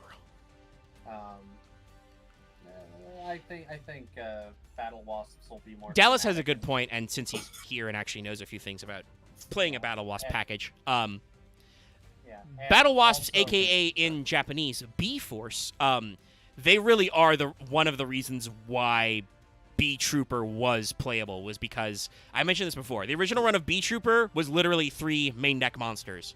So Battle Wasps was one of the big engines you could tech in there for more link material, and like I said, to give you a synchro line, which is important. Yeah. Because as good of there's some good generic insects cards, but they don't really work right on their own. Yeah. It's not enough weird. to do a thing. And also, we will probably never talk about Battle Wasps. Otherwise, true. Otherwise, I would like to, by the way, in case these guys didn't know it already, I would like to formally announce that you monsters, or 3 of you specifically, picked Infernity. So I'm very glad that we're not. It is, but it's long. I'm very glad that I don't have to do it today because I am a little bit sick. I would not have the juice. Give me 1 minute though. I gotta get some water. That's fine. I am building the list of Battle Wasps. And as I said, that is B-Force in the Japanese.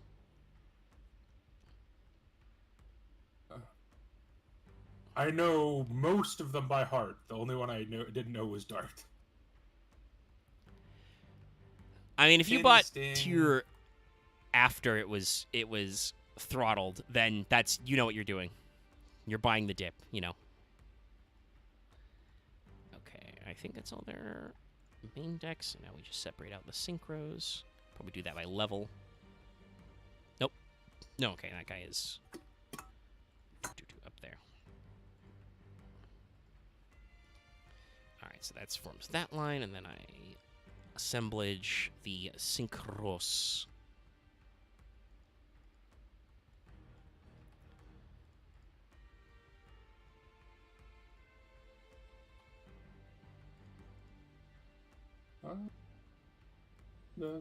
It's a pretty... and I think thematically, while they're not the same, because obviously, as somebody brought up, Battle Wasp is a anime archetype. It's from the Synchro Dimension in Arc 5. It is still about armored insects who shoot things at people.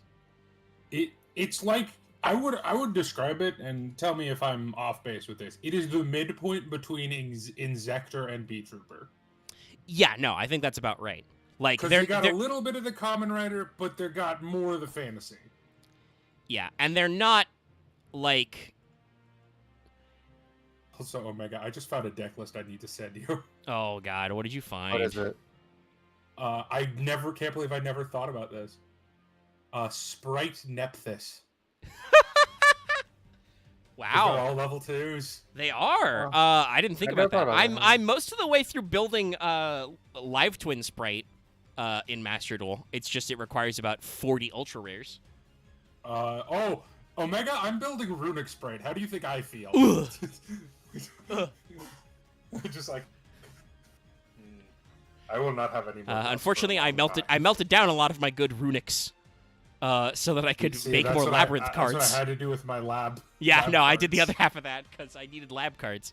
God help Master Duel when Lady Labyrinth and Big Welcome come out. I'm gonna be fucking stonking. Lab is good, y'all. At the YCS this past weekend, it had top cut representation. It's not better than I think Kashtira or Branded, but it's up there. It's trying. It can at least play with them. I love the new Branded deck list. They're so dumb. They're so wacky. That's Branded's thing. There's so fucking many of them. I love Branded. I love Branded for that reason. Okay, yeah. So let us then start at the top. I think we're starting with the boy you've all seen, the one you know and love. If I would guess. Well, we'll start. I have the main decks listed alphabetically. Oh, okay. Maybe- Then it's Have you done just like the general overview? You know, in a couple sentences, what? Well, yeah. So chat already knows a lot, but Battle Wasps or B-Force, like I said, was the Japanese name. Again, it leads to the pun. I was played in Arc 5 in the Synchro Dimension. I don't know. They don't remember anything about that guy, and I'm sure 50 million people can tell me all about him. Person. But basically, since one of the main like points of Arc V's different dimensions was that the normal protagonists did not exist, I feel like that guy kind of slotted in as Crow's buddy. So there was some rivalry stuff there with our various U's, but also he was still on the side of good. They were on the side of being a. Never mind. That storyline is annoying. The synchro protagonist is a dickhead, or the synchro U.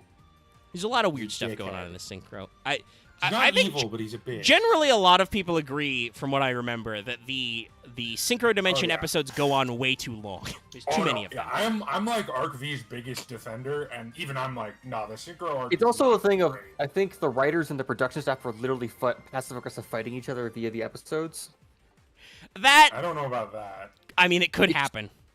I mean, I've seen that from people showing like it's being like the tone shifts and like who's the bad guy and what is focused. I mean, I don't know if that's it's necessarily the writers fighting. It just might be the writers not talking. also the main writer was also at the time writing Symphogear GX. This is also a thing that unfortunately happens. This reminds me of I think Dallas will appreciate this comment. I've talked about this on other shows, but there is a YouTube channel, Retcon404. He's doing a big, great Gundam retrospective that I've been following along with. Oh, Jesus Christ. His most two recent episodes were Seed and then Seed Destiny. So talking about like the wife story. I mean, kind of, yeah. But also he talked about how the thing with Destiny, the follow-up was that the main writer for Seed, she had to go in for medical care and could not be the head writer on Destiny, so they had to hand it off to another guy who clearly did not have the chops to deliver on the follow-through, and it just got kind of lost in the morass.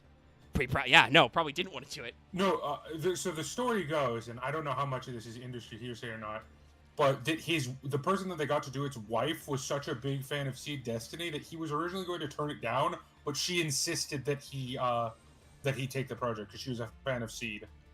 Okay, I did not hear that part about it, but no, like there was definitely a swap where the writer they wanted could not be there, so they offered it to another guy, and it's just like that does happen a lot with anime. Destiny, what is their correct term? Blows chunks. Yes, no.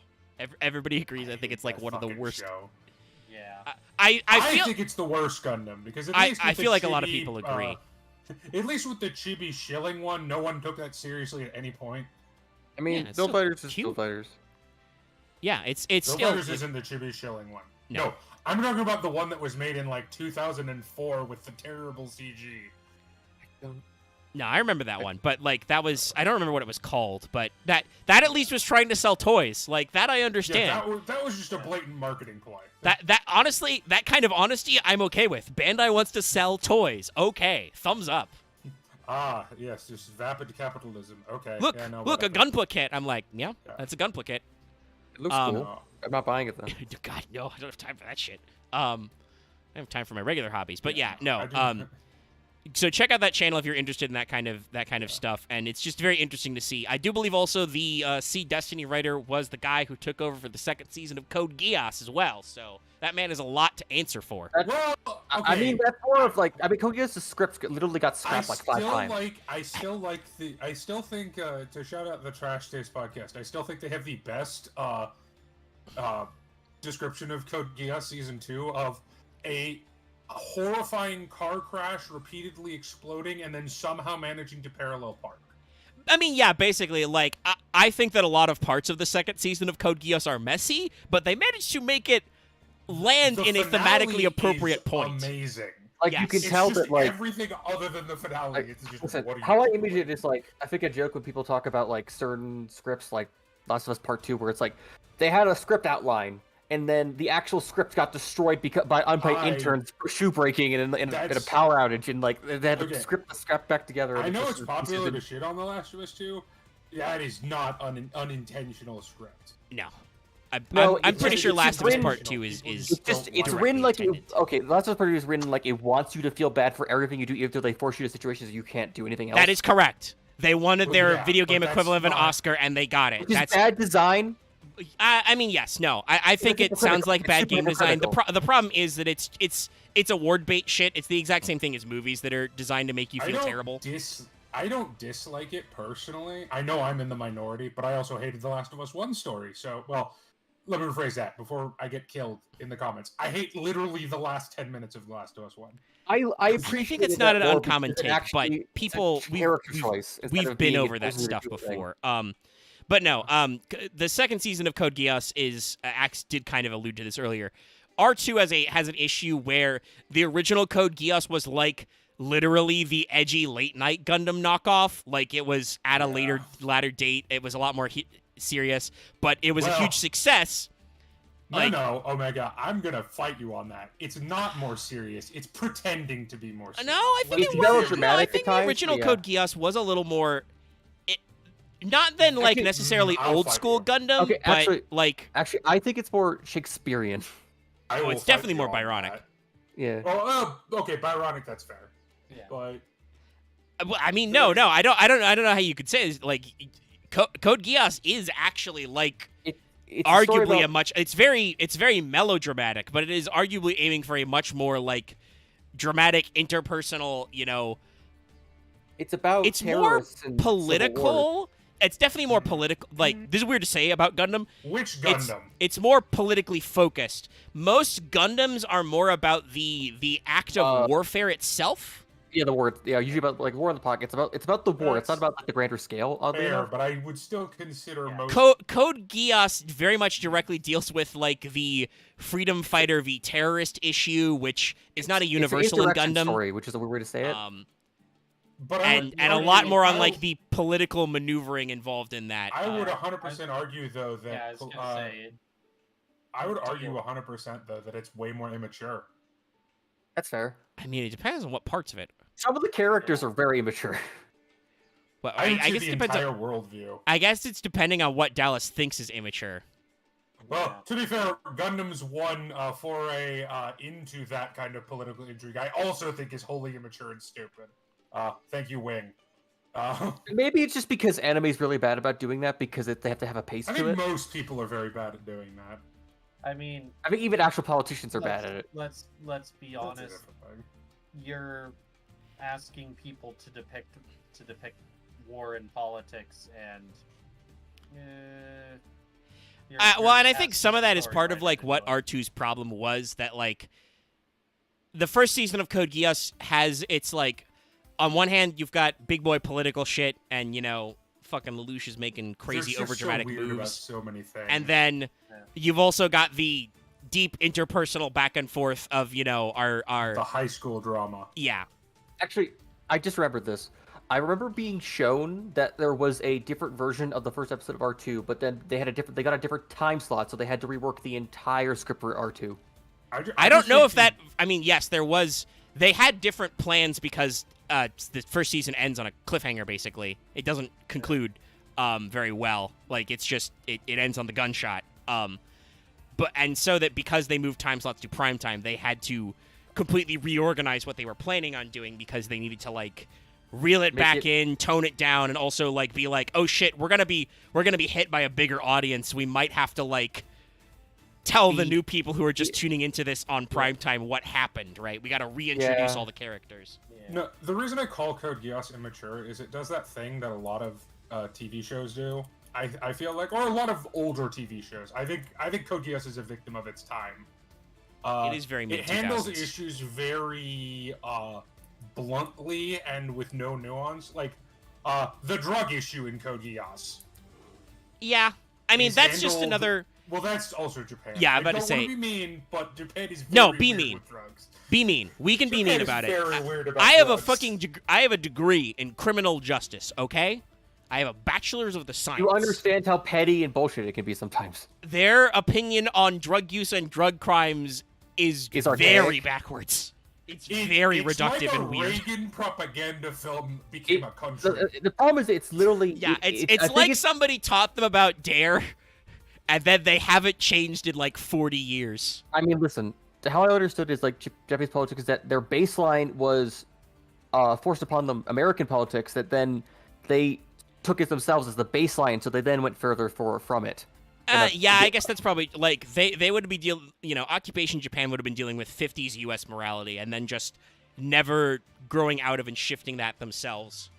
And I don't know what the call there, that like they didn't have the great big like upswell that we did. I guess while we were busy doing like free love and smoking weed in the 60s and 70s, they were busy growing their economy to dominate everything in the 80s before they crashed. So that's probably why.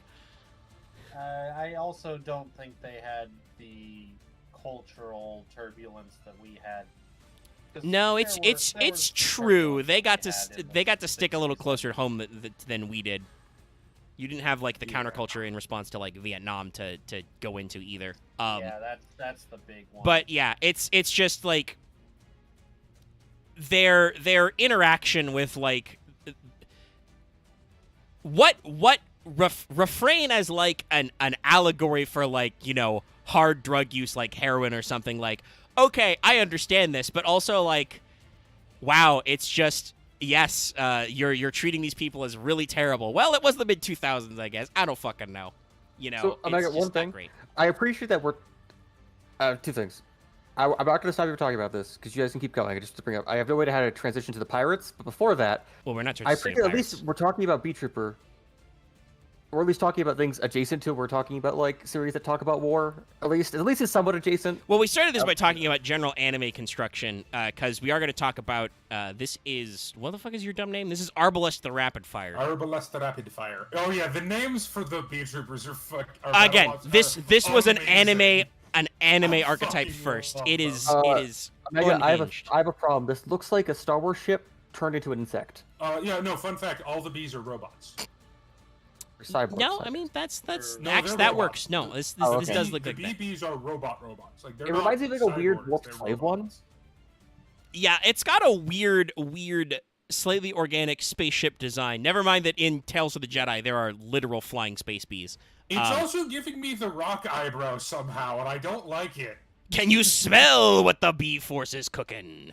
Like I'm not imagining that, right? No. It's There's eyebrow his. No, It's. I you're think not. it might be a trick of the light, but like with no eyebrow. the way I that think the it's the perspective of perspective. like its brow, where its eyes are covered, are drawn. Like on one side, this one's kind of like drawn out and flat, and on the other, it's like truncated. So it does kind of look like he's arching an eyebrow a little. It's a little weird. It's doing this, and I don't like it. Yeah. Can you smell what the battle wasp is cooking? It doesn't matter what your name is. It does have glowing energy wings, yes. Which is very Code Geass. Something that I don't think a lot of Gundams actually took back from. It's very interesting. Anyway, we're not here to talk about mecha forever. We'll have different Yu-Gi-Oh archetypes to do. We could, but we won't. I don't think there's a lot to say about Arbalest's design other than that, because He's definitely a the robot most bee? simple of the bees. Yeah. I mean, calling him Rapid Fire because he's got some extra barrels. Like, okay, sure, I can kind of track where that's going. You know, but it's just it's purple and gold. That is a color scheme. He's also the most bee-like of the wasps, which is weird. Yeah. Well, so as we've discussed, the two names are different. In Japanese, they are Bee Forsu, Bee Force, and they are Battle Wasp in English. I think because at some point the English translators realized that these guys are generally more waspy than bee-like, but there's still some wiggle room. It depends, but there are two that are very bee-like, and there are two that are very wasp-like, and I honestly can't remember the fifth one. The game can't really make up its mind on what stinging insect they are more like, which happens sometimes, you know. Yeah. But yeah, it's a bee boy. But yeah, Arbalest is a good boy. Yes, Arbalest is a wind insect. I believe all battle wasps are wind. Mm-hmm. They're all wind insects. Which is puts part of them in the comparison to Bee Trooper, though those guys are all over the place. But Arbalest is a level 4 insect, 1800 attack, 800 defense. So it has stats. Yeah. When this card is normal summoned, target a level 3 or lower insect monster in your graveyard, special summon in defense position. If this card in its owner's possession is destroyed by an opponent's card, so that includes card effects or battle, you can special summon a Battle Wasp monster from your hand or deck. You can only use this effect of Arbalest the Rapid Fire once per turn. Yeah. So, first of all, I would like to point out for the obvious, possible synergy elements, the fact that that's normal summon effect is not once per turn. Playing Bee Trooper does give you an extra normal, hypothetically. Yeah.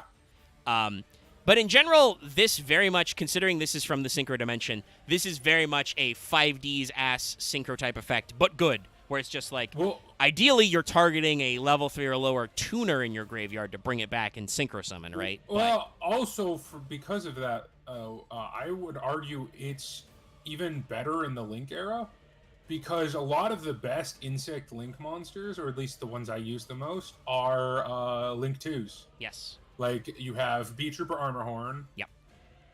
And then you have Inzector Piccolofina. Yes. And the Shinobi as well.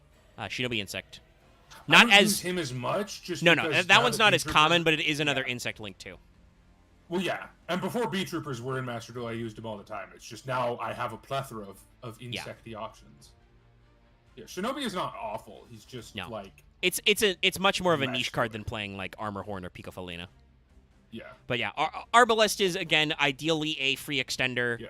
It does require your normal to be used, but that's not a huge problem. I would say that's the only reason he's less represented than two of the other Battle Wasps. Yeah. Is because it does need the normal to do much of anything. But on the other hand, again, hypothetically, if you're... But obviously, you're probably usually going to be linking or syncering off such a card, but B-Trooper aims to OTK, Battle Wasp aims for OTK. It's all about, big damage shenanigans. And there's no B-Trooper... Having a large body you can summon is not hard. There's also no B-Trooper that requires the normal. No, I believe all of them can be normaled or specialed. Yeah.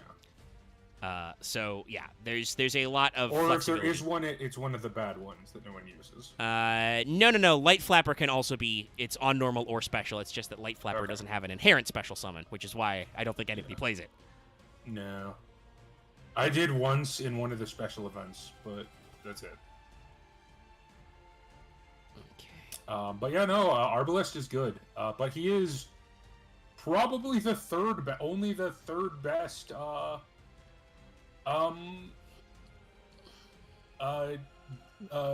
main deck. Battle Like, Wasp. the B-Troopers are... Yeah, the Battle Wasps are fairly good, the main deckers. Yeah. I think the only thing that was holding them back when they were printed, and to be fair, they were printed relatively recently. They were in a Battles of Legends set, which was 2019, so, like, just before Master Rule Revisions came out. But, yeah, they are in a good spot. I think the main thing that was holding them back was just the fact that they were, even with them having really good main deck monsters, they're still only, like, half the main deck, There's, like, 3 really good ones, I think, or 4 really good ones, which is not quite enough to run your whole package. This is where the B-Trooper synergy really came in. I'm guessing this is Darth. Yeah, this is Darth the Hunter. So this one's a little weird. I believe a couple of them have this effect where they've got the sting on the front, but what the fuck? Why does he have the stingy on the front? I don't know, and well, he's a robot first of all, because they all True. Are, but it's got it looks like it's got a spot where it could have a sting at the back. Yeah. What does this thing remind me of? This is it's not a bee or a wasp. It's the other bug in that family. Yeah, I don't know. I mean, it could be like a mosquito, but I don't think mosquitoes its thorax is too long for a bee or wasp. No, there's one that's like close to bees and wasps that not a lot of people talk about. Hold on, I need to. What is the family that is bees and wasps? I mean, I know about mud daubers. Hornets, that's right. Hornets. Oh, hornets. Okay. Yeah. I can see that. Spoilers: a hornet is actually different than a wasp. Yes. No, they are different. Also, I want to throw this out there. This is a fun fact. I didn't know, but the species you might know of as a mud dauber, if you've heard of them, also sometimes called potter wasps, they are actually they are related to wasps. They're from a different family than Vespidae, but they are actually closely related to wasps. They just don't sting usually. And then there's the parasitoid wasps, which are fucking. We don't talk crazy. about those. Man, Yu-Gi-Oh! Please make a parasitoid wasp archetype. That'd be sick. You already got Parasite Paranoid in the Retrain and Fusion Parasite. There's probably some wiggle room there. But also, those cards are really gross. So interesting. There's a weird overlap, but that might lead to weird zombie world shit. Nah, you probably... Well, just a grave-based insect deck.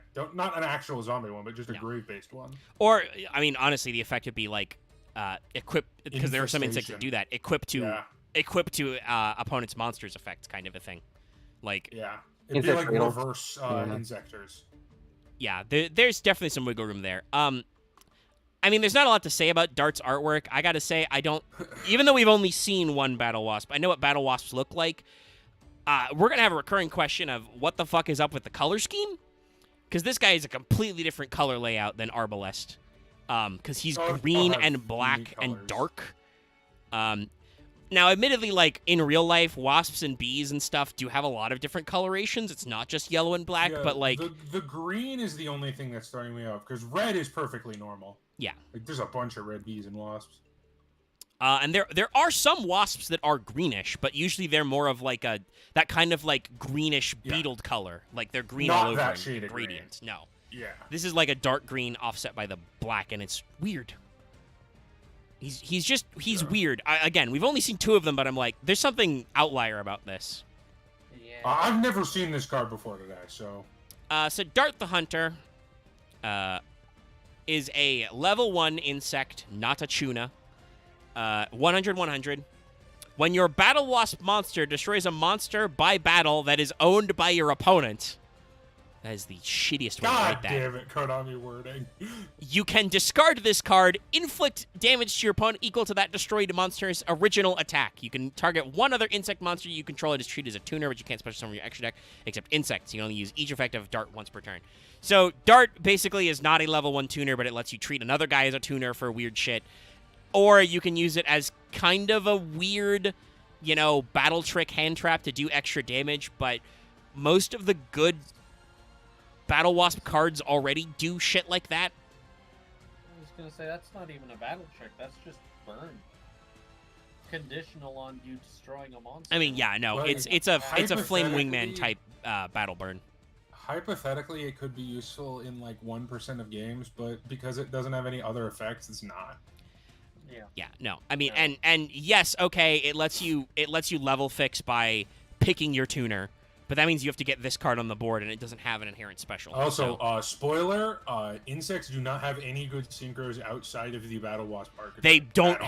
have honestly, they don't have hardly any. There's like, I think 2 that are not Battle Wasp synchros. This is why like. No, Omega. There's 4, but 2 of them are awful. Yeah. So, like, this was a question when B Trooper was coming out, because it was like, oh shit, insect deck. What can we do? It's got some levels, Can we do any kind of, like, Xyz or synchro plays? And people were looking, and it's like, wow, there's just not any insect synchro monsters that are not Battle There is Wasps. TG Dragonfly. Not really relevant. There is Underground Arachnid. That's a pretty bad card, I believe. Yeah. There's Yeah, Desert what are Locust, the others? which Yeah, is... Desert Locust is good. Yeah. And there's one more. I can't remember. Dark Diviner. Oh, no, that's a fiend. It requires an insect, because of course it does. Yeah, it's a weird one. There's one more. I'm just forgetting it, but... I want to see if I can Google insect synchro monsters. Is this a real card? This isn't a real card. I was like, what the Card search the Yu-Gi-Oh! DB. Synchro. And where's insect? Insect. Search. All right, that's the Battle Wasp. The Menacing Mantis. Yeah, it's Desert Locust and Diolantis the Menacing Mantis, which is a level 8 Dark Insect Synchro. Lets you send insect or plant monsters from your deck to the graveyard up to the number of non-tuners used for its Synchro Summon. If you control the Synchro Summon card, target an insect or plant monster treated as a tuner. Was this recent? Yeah, this card just came out. Yeah. Diolantis literally just came out. It's in Photon Hypernova. So, you did not have any fucking thing except, like, Locusts. Underground Arachnid or TG Hyper Dragonfly. Which, by the way, you can't can't. do anything. Underground Arachnid requires a dark tuner. Yeah. So, not great. And TG Reciprocal Dragonfly is... It's not TG locked, but why? No, it's a level 2 synchro. It's not really good. So I would argue that means that while it's not officially support, Diabolantis is basically like technically support for the B Trooper Battle Wasp Wombo combo, because it gives you another level 8 you can make. And But once again, the problem is you're getting more tuners to make what? Diabolantis. More Diabolantises? well, no, that's not. No, Diabolantis is just you can. I mean, it lets you set a tuner, but I think mainly just the fact that it lets you foolish at least one insect is probably the good thing. Yeah, no, that's the good effect. Yeah. It can make tuners is like very tangential. Yeah. And I don't know. useless. Maybe you use it and climb into Baron or something. No, like in a plant deck, that effect is great. I mean, I would technically, I think Diabolantis does have a place depending on what B troopers you summon, because Oh no, it could let you get out of the insect lock. off the Foolish alone, it definitely has a place, just yeah. because it can Foolish, whatchamacallit, not Gokapon. Gokipole, yeah. Gokipole. Yep, which is another great card in insect decks. Even if you're not actually playing the fucking like ballpark version, it lets you just search an insect monster. No, it's fucking great. And if it's a normal, you can special it. And I mean, I'm not gonna say you necessarily like should be running Shiny Black Sea Squatter, but it is it's a level 4 2K beater, so like it's not the worst card to run if you have to. It's better than Insect Knight, even with his unmatched battle prowess. Well, no, so Omega, often B-Trooper decks will run, because of Gokupole's effect, genuinely B-Trooper decks run Killer Hornet. Ooh. Because you want lower attack because of how Gokupole works. Or because it's anything that has an attack higher than what you search. Yeah. But so, yeah, Diabolantis is a weird boy. So this is Pin the Bullseye. You have seen this one. I love it. The boy, I want him out of this so much. Yeah, this guy's cute. Like this is also another level 1. Unlike Dart, Pin actually is like this is a little cute mascot boy. It's got a good color scheme. It makes you feel like 100. No. He has Karibo stats. It makes you think of this would be like the mouse icon for something.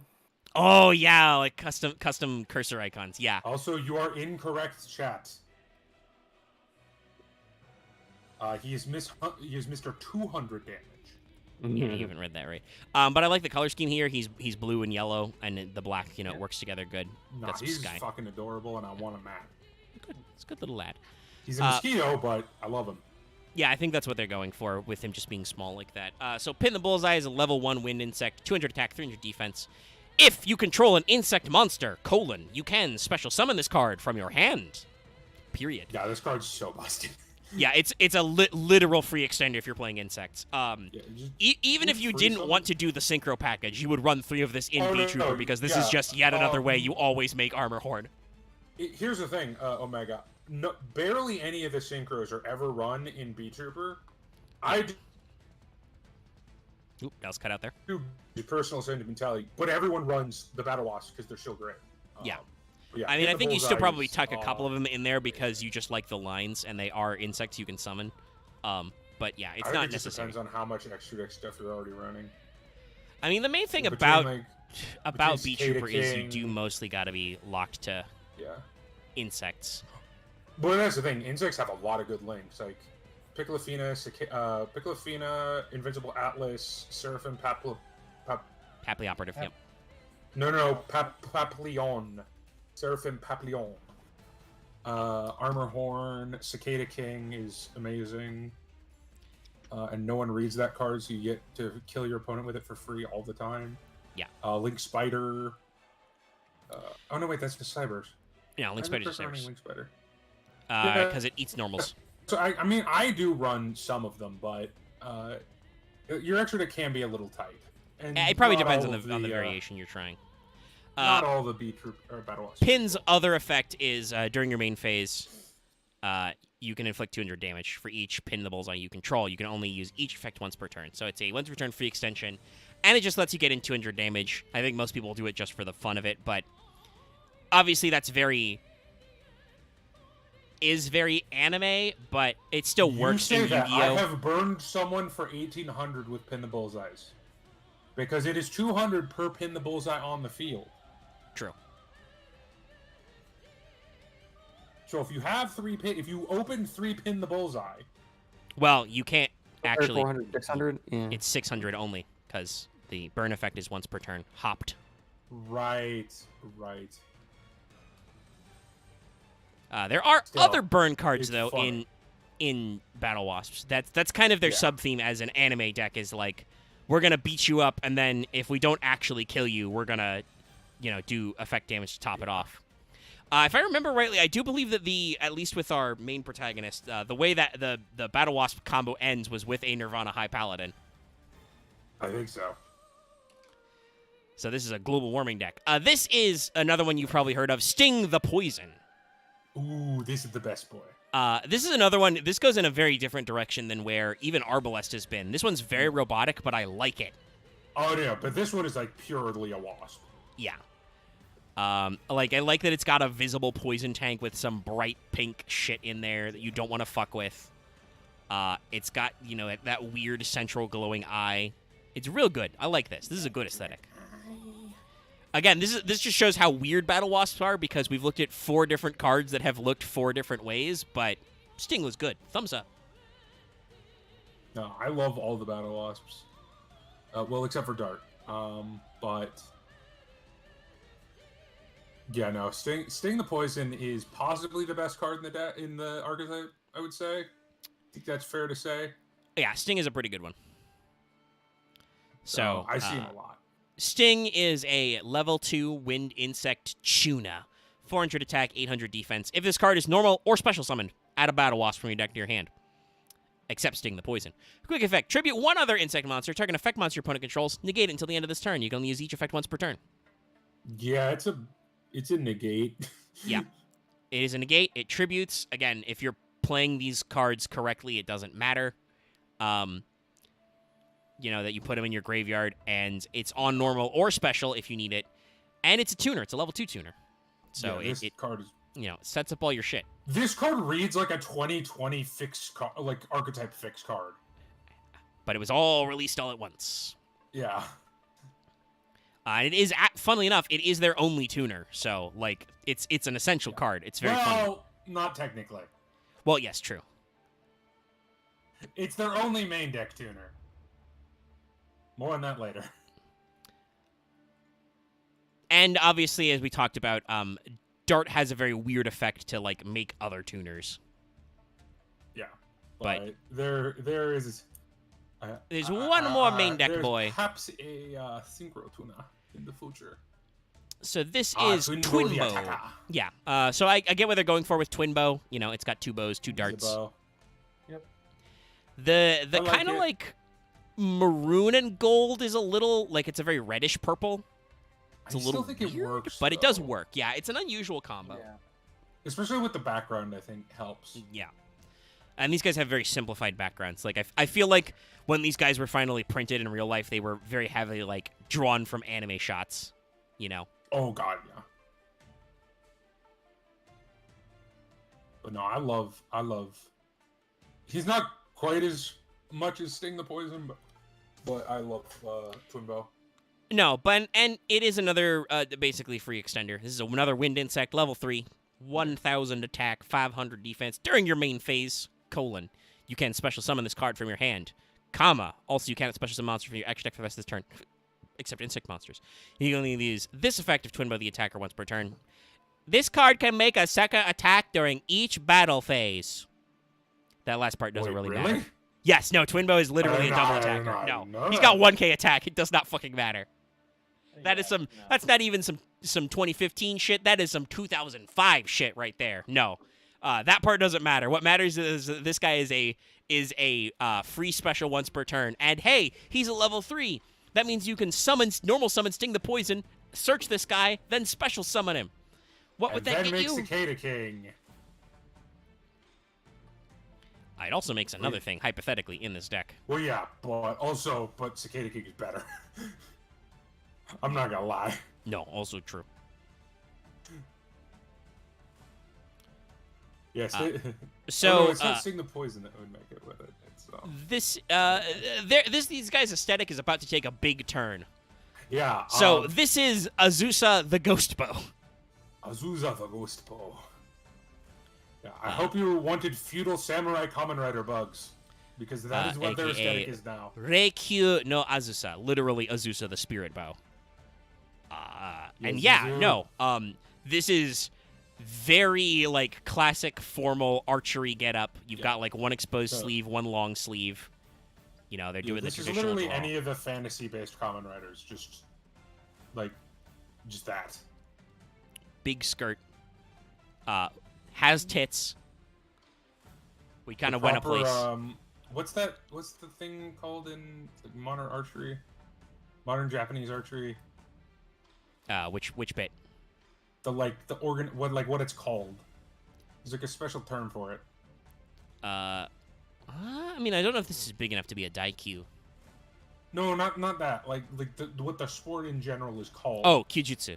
Yeah. Yeah, it's just that traditional like uniform. Yeah, kind of it's very much got that like with the big skirt and then the one sleeve and then the drawn in sleeve. Also, can I give them credit for this? Because this is a big pet peeve of mine in a lot of fantasy art. A properly sized bow. About almost the length of the body, but not too overly gargantuan and not too short. Well, that's what I said. It's not the this is a regular like a Yumi type bow. Yomi.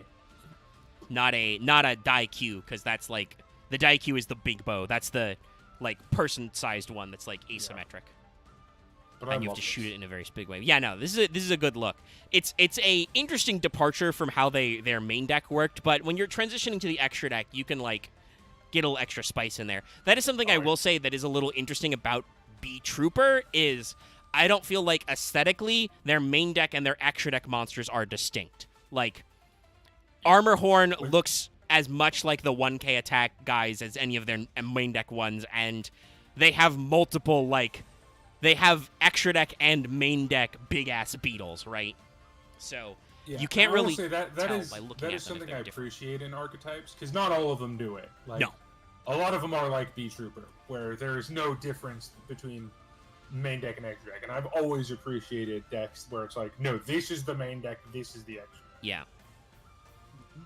But so, Azusa is a level 5 insect wind, obviously. Synchro Tuna. Level 5. 2200 attack, 1600 defense. It is technically completely generic. It's just that, obviously, both Battle Wasps and eventually Bee Troopers tend to insect lock you. But all of the Battle Wasps synchros are generic. yeah. Well, with one exception. So it's just one tuner, one or non-tuners. It's a 5. It's pretty good. It's also a synchro tuner, which works out well. When your opponent takes effect damage from another Battle Wasp monster, effect damage to your opponent equal to the original attack of that monster. You can only use this effect of Azusa once per turn. When a monster is destroyed by battle with your Battle Wasp monster, while this card is in your graveyard, you can special summon it from your graveyard in defense position, but banish it when it leaves the field. So it recurs. Not quite like a Mayakashi, like, infinite recursion of assholes, you know, the fucking Matryoshka doll of synchro summons. But no, it does actually, like, you know, get back to you, and it does enhance your burn damage if you're going that strategy, and also it's just a 5 sinker, so. Yeah. It is quite often I use this to form up into the 8. I'll say that. And my most common is usually twin bow into the 8. Yeah, and I suspect that is probably the intended mode. Oh, what the 8 is named and how it looks, yes. Also, just in general, the way that their monsters are statted, like, they've got several 3s, so, you know, which have the extension. But they do have a median one here. Yes. This is Halberd the Charge. Yeah, Halberd the Charge, right. Who is their level 6. So, yeah, this one is different than Azusa. This one definitely looks like an extension of the Battle Wasp vibe in that it is very much a waspy-type insect, but is now even bigger and bulkier. It has a big stick that's pointed. Yes, it has a halberd. Not 100%. Its name is Halberd. Yeah, not 100%. Good polearm design as well. Not 100% sold on the color scheme. Got kind of like a lighter gold and a darker blue. It's not the worst. I feel like it could pop a little bit better, but I like these colors and these shapes. Lots of big insect pointy bits. I enjoy it aesthetically, I think. Mm-hmm. So Halberd is their level 6, like I mentioned. This has fucking, like, Iron Chain Dragon type stats. This is a Sync 6 that has 2,500 attack and 800 defense. That's right, this motherfucker can beat up a Stardust Dragon. Yep. It crashes, but still. Yeah, that's saying a lot. It'll die when it does so. This one is technically not generic, actually. It says one insect tuner, one non-insect the one non-tuner. non-generic. Once per battle, during damage calc, if this card attacks an opponent's monster with equal or higher attack, quick effect, have that opponent's monster's attack during damage calculation only. I would say it does not crash with Stardust. That's right, yeah, it doesn't actually crash with Stardust. This monster beats a Stardust. That's very funny. When this card inflicts battle damage to your opponent, you can inflict 200 damage to your opponent for each battle wasp you control. You can only use this effect of Halberd the Charge once per turn. So yeah, Halberd seems like a pretty decent I would tech. say he's the weakest of the synchros, personally. Yeah, he doesn't really have any protection or extension, but definitely works as an option because of its ability to remove bigger boys. I just think his numbers in the Battle Wasp archetype are awkward. Yes, I think the main thing is like probably the easiest way to do this is either like, it's Arbalest and Pin and Sting, but yeah, I just don't think he's worth it for that commitment. I don't know. This is the only one I've never actually used. Listen, also, I want to say this. Zed, I appreciate the conversation. We don't need to know how these were buffed over the anime every time. There was 4 years since they came out. They're going to be better.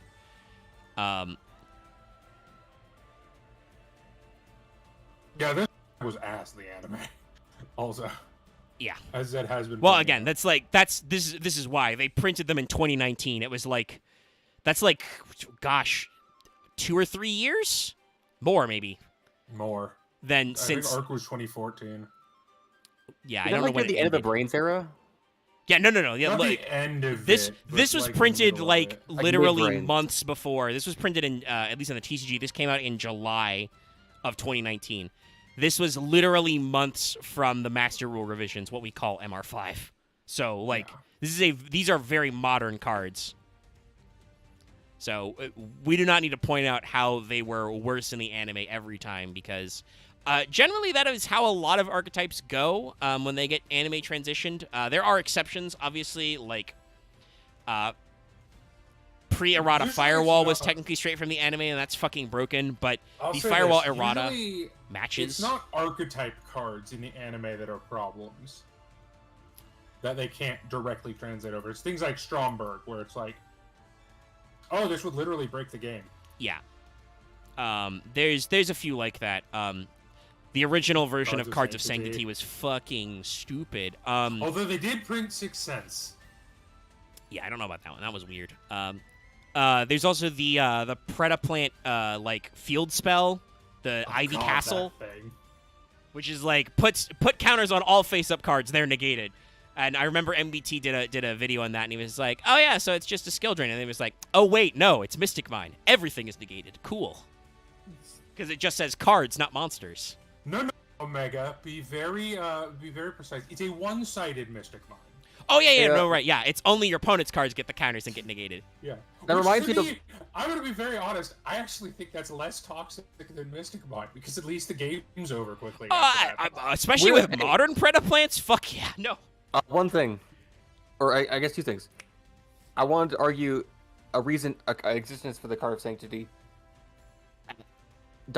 as an anime card. Well, no, I know what Card of Sanctity does in the anime and manga. It lets you. It's good for refill anime where you literally just need to keep going. It refills everybody's hands, so you have an excuse as a writer that characters have new cards to play. You can do more combos. But honestly, the weirdest thing is I noticed this is a weird trend as like an example, the Mayakashi Shiranui trap card, how Ice Jade work.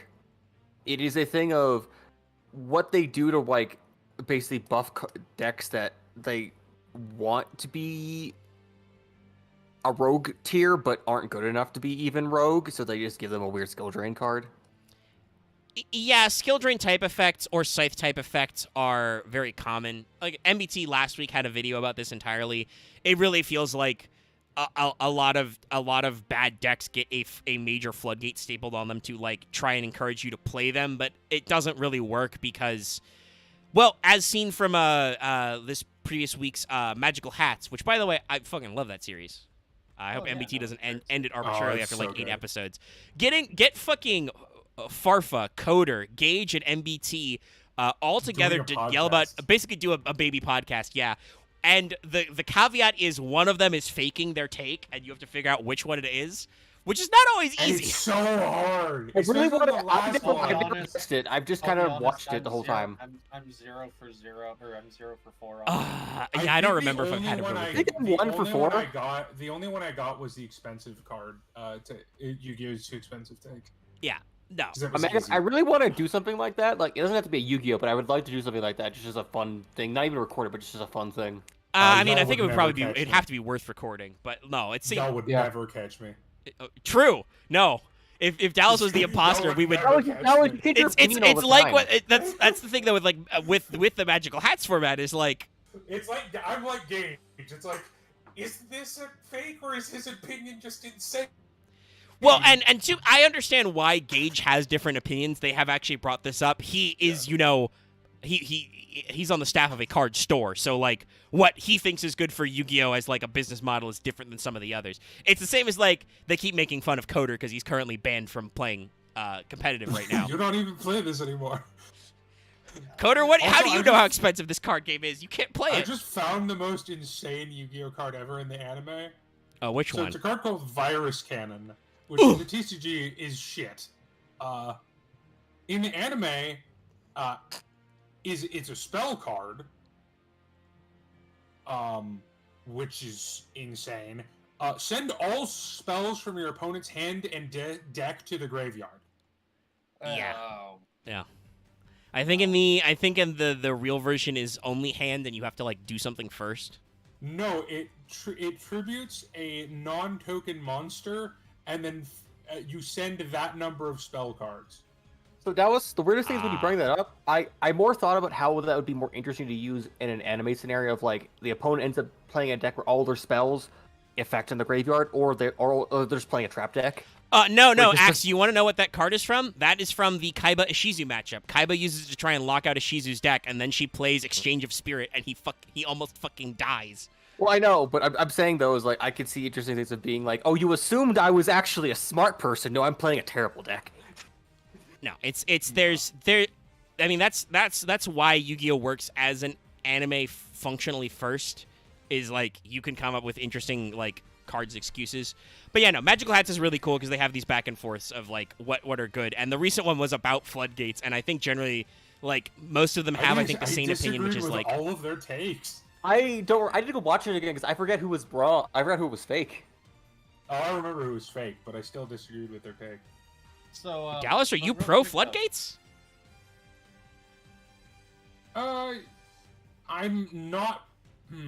Are you Depends on what floodgate mean by agnostic? pro. No, I'm a little less than agnostic, but a little more. I mean, technically, Coder tried to pitch this as the pro. question was, do floodgates have a place in Yu-Gi-Oh? And technically, if you're going from that angle, I would say I think some of the floodgates do have a place. See, my personal take of it is, do you want my honest opinion? Yeah, go for it. Yes, they do have a place. It's called the sideboard. That's my entire take on They floodgates. don't They're belong. sideboard cards. They don't belong in best of one. Honestly, is my thing. In Master Duel, I completely am anti-floodgate. Yeah. 100%. Not even maybe, question, maybe if but- they churned out like one-turn versions of the floodgates. Yeah, I think the other thing is just also there are some unfortunate floodgates that are like real matchup enders. No. Like, In that are, best- like, in best weird. of 3, I 100% am pro floodgate. And I not personally, even a- I think it depends on the type of floodgate. Like, there is Well, some yeah, obviously, conversation I'm not brought up pro of like every floodgate. Rivalry or Gozen have interesting places because only certain decks can play them. You know. I am not pro mine. I'm anti mine. Yeah. But This I'm- is I'm definitely not some interesting getting back there. and forth. Anyway, this we've had it up on screen for a while. Hama the Conquering Bow. Hama the Conquering Bow. Well, that's actually a good. so this thing Koma actually does Kyo no things Hama, literally Hama the Evil Conquering Bow in Japanese. I Thanks, love this it's a fucking big one. card. Nah, this is good. He's gonna purify you by force. Yeah.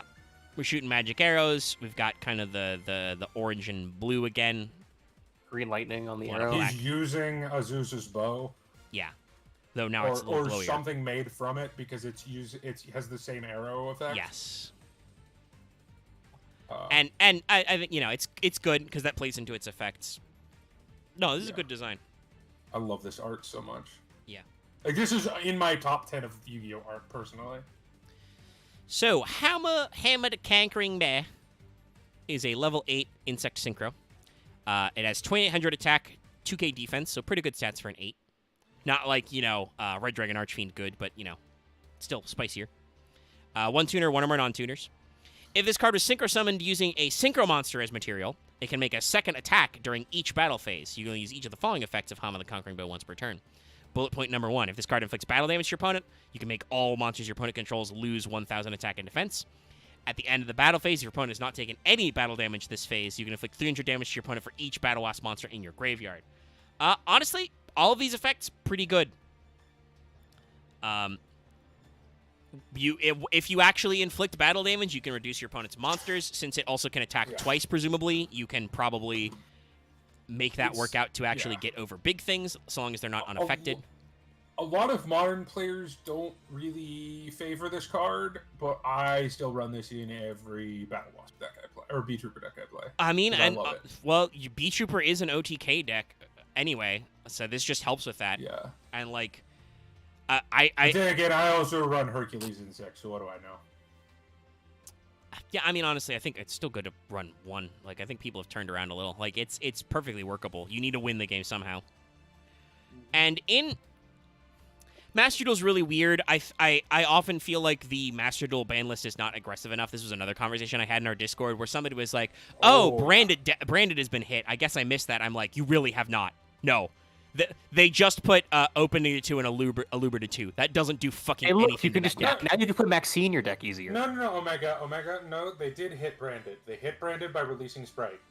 Well, that is true, but still, branded is still a very good deck. Like, semi-limiting doesn't do anything to any deck list's consistency, really.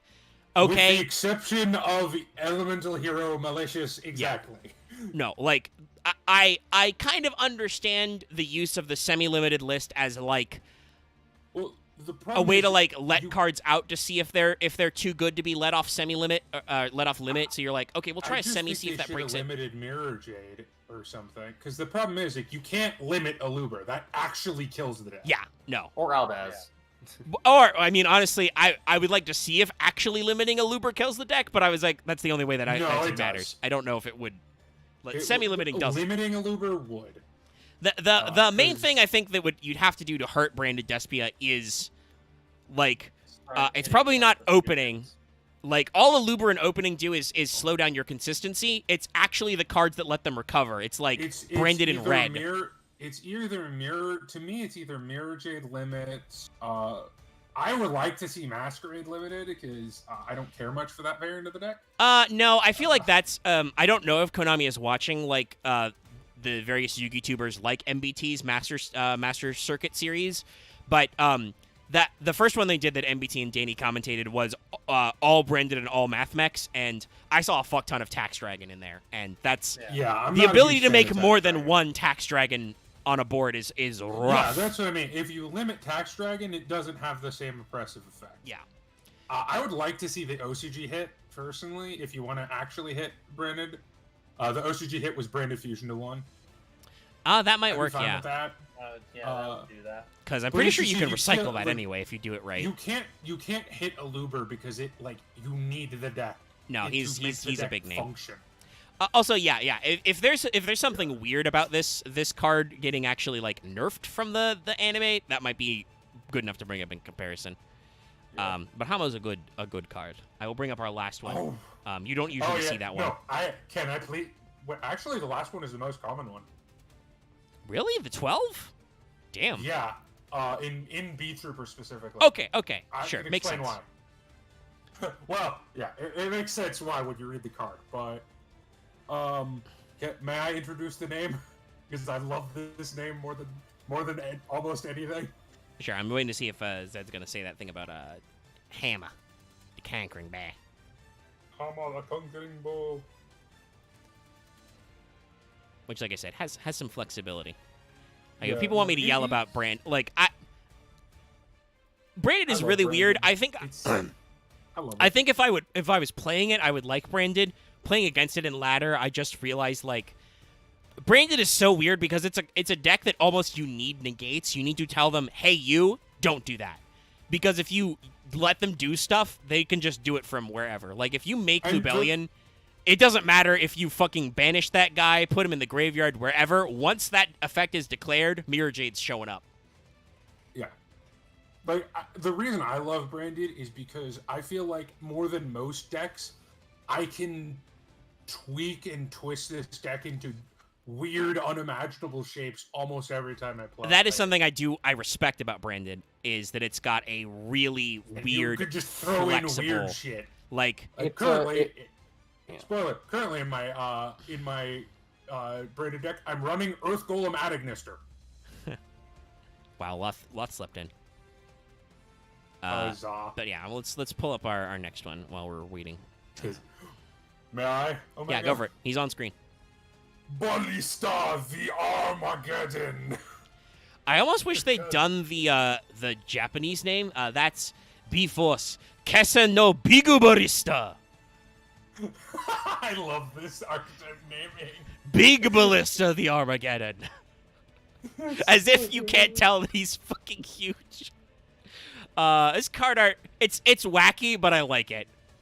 I love it, but it is the giant, overpowered, lumbering, dumb robot. No, and admittedly, like you said, we were bringing up like B Trooper and shit. Like, nah, it's perfectly on point. Look at this big asshole. It's a ballista. And a bee. The kind of like the olive drab green is a little weird with the bright red, but otherwise, the color comp on this looks pretty good. He looks like I said, looks weird as hell with like the fucking 2-stinger drawstring, but like, as we brought up, it's called Big Ballista. What the fuck do you want? Yeah, it's a sentient robot insect ballista. No, this is a Digimon. Well, he's 100% correct. This is a Digimon. I think literally, yeah, no, Loth is right. It's just like, Makes sense. I love this card Yeah, so no, much. Ballista's fucking huge. As you would expect, this is a dumb. level 12 insect synchro. I believe it is still the highest leveled synchro, or is it the only 12? I think it is. Out of insect, yes. Not period. There's lots of 12 synchros. Really? Yeah. Oh, right, all the Blazer cosmic stuff. Forgot. Yeah. Which they keep making more of. Yeah. Let's see. There's Onimaru the Divine Thunder. I'm only talking about ones that count. Crimson Dragon doesn't count, and Zolkin don't count. Yes, Those don't count. the Crimson Dragon is weird, but you've got Cosmic Blazar, Cosmic Quasar. I think those are the only other two. I mean, I'm scrolling. No, it's not the only other two. Final Sigma. Oh, right, Hot Red Dragon, Dark King Yep. Calamity. Red Nova, is that really? I think, yeah, that's the other 12. I think. And Yes, 30 Red was Nova 11. and Red Supernova. Shooting Quasar. That's the third. So there's 3 Quasars. There's 3 big red dragons. There's a big level 12 Blackwing. Sith.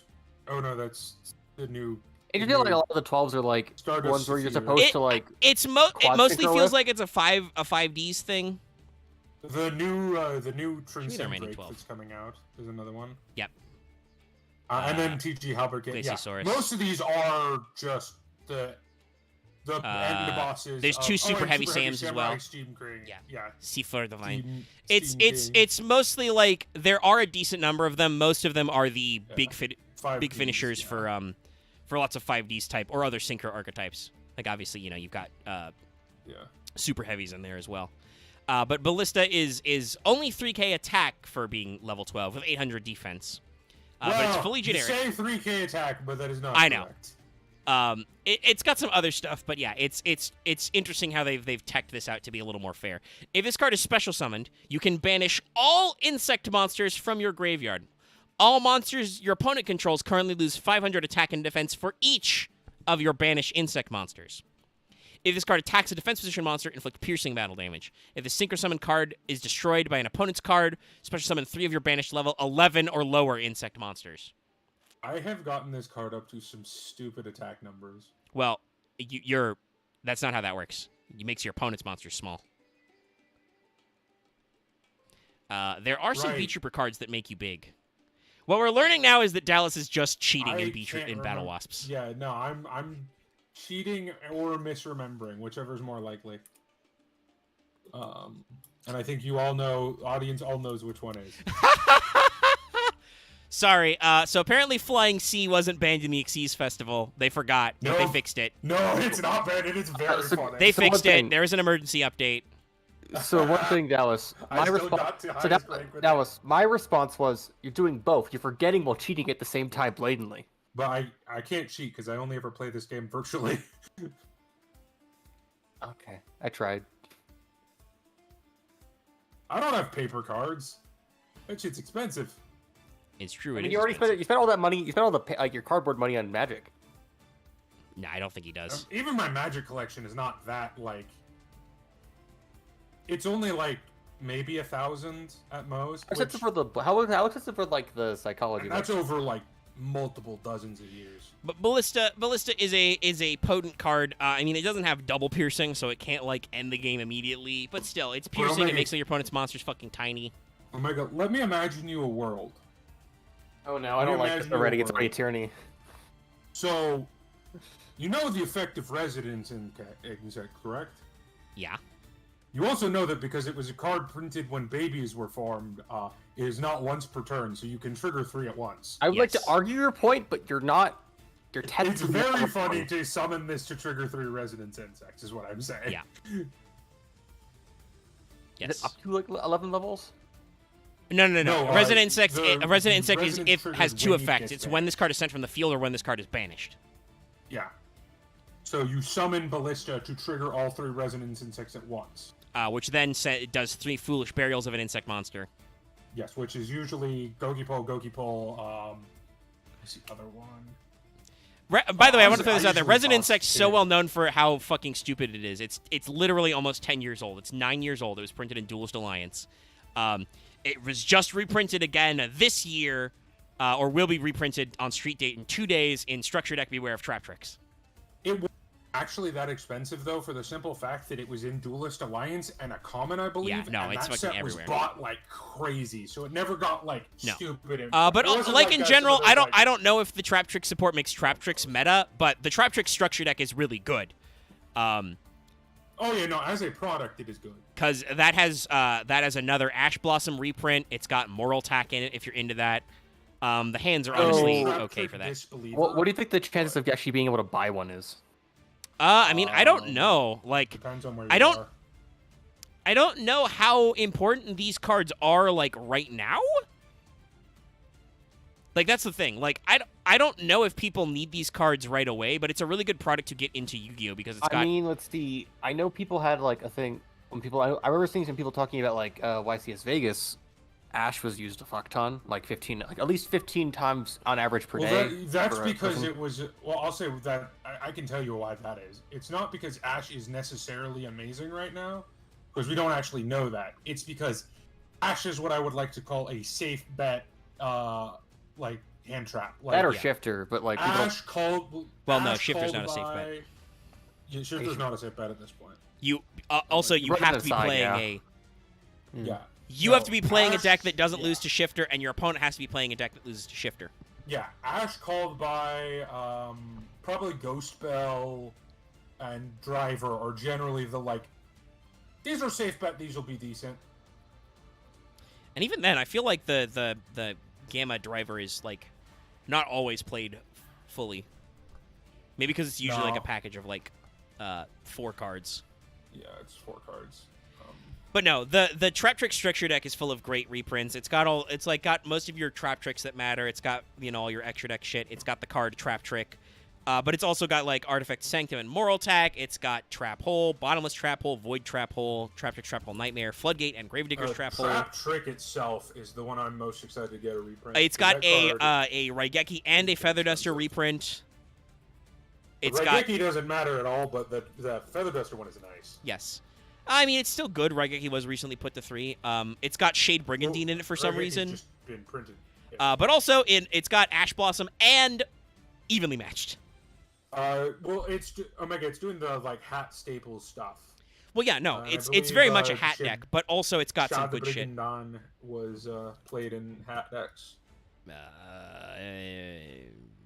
Really? Real Well, yeah, late because for you can hat. just make a whatchamacallit with it. I can't remember what the Xyz one is called. I'm not a huge Trap Trick player. I'll be very honest. Don't really know if I'd call that hat because Shade Rafflesia? Brigandine is late. Rafflesia? I think it's Rafflesia. Anyway,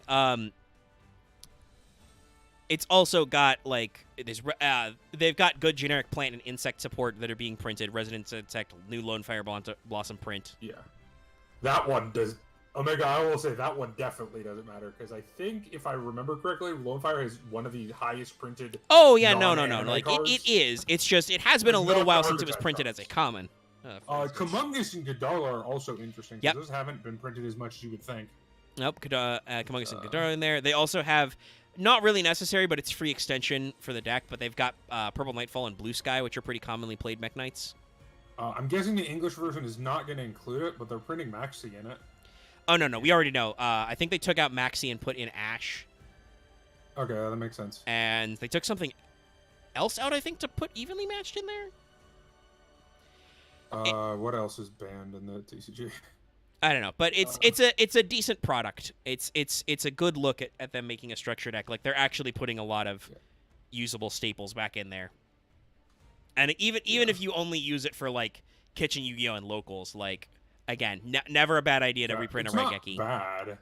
Yeah, and the Trapstick reprint was of Sacred Tree. That might be true. Technically correct. Fucking good on them then. That is unfortunate. Yeah, it's his Trap Trick was getting up there. It was like $6 a card. Yeah. Yeah. And now it's dropped down to like $1. Which is good. It's all good. It's good to see that stuff get in there. Not to throw that much shade, but because of the Dallas effect, I feel like we're probably nearing an end. I mean, we're done with the archetypes. We're pretty closed out. I'm trying to think if there was any like other weird news. YGO organization has been busting their balls to print details on every single Rush Duel card ever that's been released. Please put that in a different section. Hey. But also there are they're doing a lot of deck profiles. Something has outpaced Baron as the most expensive competitive card. Oh, which one? Because spoiler, the two most expensive cards I do not count because they're expensive for derpy reasons. One is Victory Dragon, and one is Elemental Hero Air Neos. Yeah, that's just Konami answer the conspiracy. That's just conspiracy. That's just But scarcity. the Bestial Lubellion is now $80. Yeah, sounds about right. Sounds about right. Yep. I'll be honest. Welcome Labyrinth is also now $60. Jesus. Ugh. No, that makes sense. Because Lab is good. We'll be spicing for those Megaton reprints. I mean, maybe we could. You guys want to talk about this off stream, but what do you think is a good topic for, I guess, a social deductive debate? I'm not having this conversation right now. I'm sick. Okay. Yeah. You ask Brain to do too much work. I honestly killed my think music, that but the wasps are good. Bestial branded is. If it's not the best deck- Bestials are a problem. Not like right now, but as a concept. The fact that you've got a you basically free extension DD Crows, so long as your opponent is playing light or dark, which are some of the most popular typings, is gonna be problematic. I would not. How is Magician's Soul still this expensive? I don't know. I think Legendary. It's still $30. I think there was supposedly a little bit of short printing in Legendary Duelist Season 3, but yeah, it's still really weird. I don't know why. The card's not worth it. There's not even anything funny to send. Like, I just want it for my Spiral decks, man. that is the funniest thing you could do, but you can't even because fucking it's like the problem cards are banned. It doesn't matter. You can't even do the funny with Magician's Souls. I don't know. It's a UR in Master Duel too. Yeah. It's like a double pain. But hey, if you didn't know, I alluded to this earlier, but Master Duel finally printed Illusion of Chaos and the Big Boy Chaos Fusion. They're in the new Dark Magician structure deck. No, I've been having fun with that. Dark Magician actually seems like it might be decent now. To like, it's good. No, I it is. Yeah, genuinely think it's rogue tier. It's. I mean, lots of people are still jamming Blue Eyes and like Sidras and Well, that's you know because shit. they eat paste. I mean, it's true. that I they played just- against so many. By the way, I also want to throw this out there. It's funny, but I want to point out if you're playing any of those old decks, but especially if you're playing Red Eyes because you're constantly special summoning, Piercing the Darkness might be the greatest piece of legacy support ever created. That card is so do? funny. You know, okay. Piercing the forget. Darkness is a It's been a continuous while. spell. I think we've talked about it before. But its first effect is if you normal or special summon a level 5 or higher normal monster, not a token, draw a card.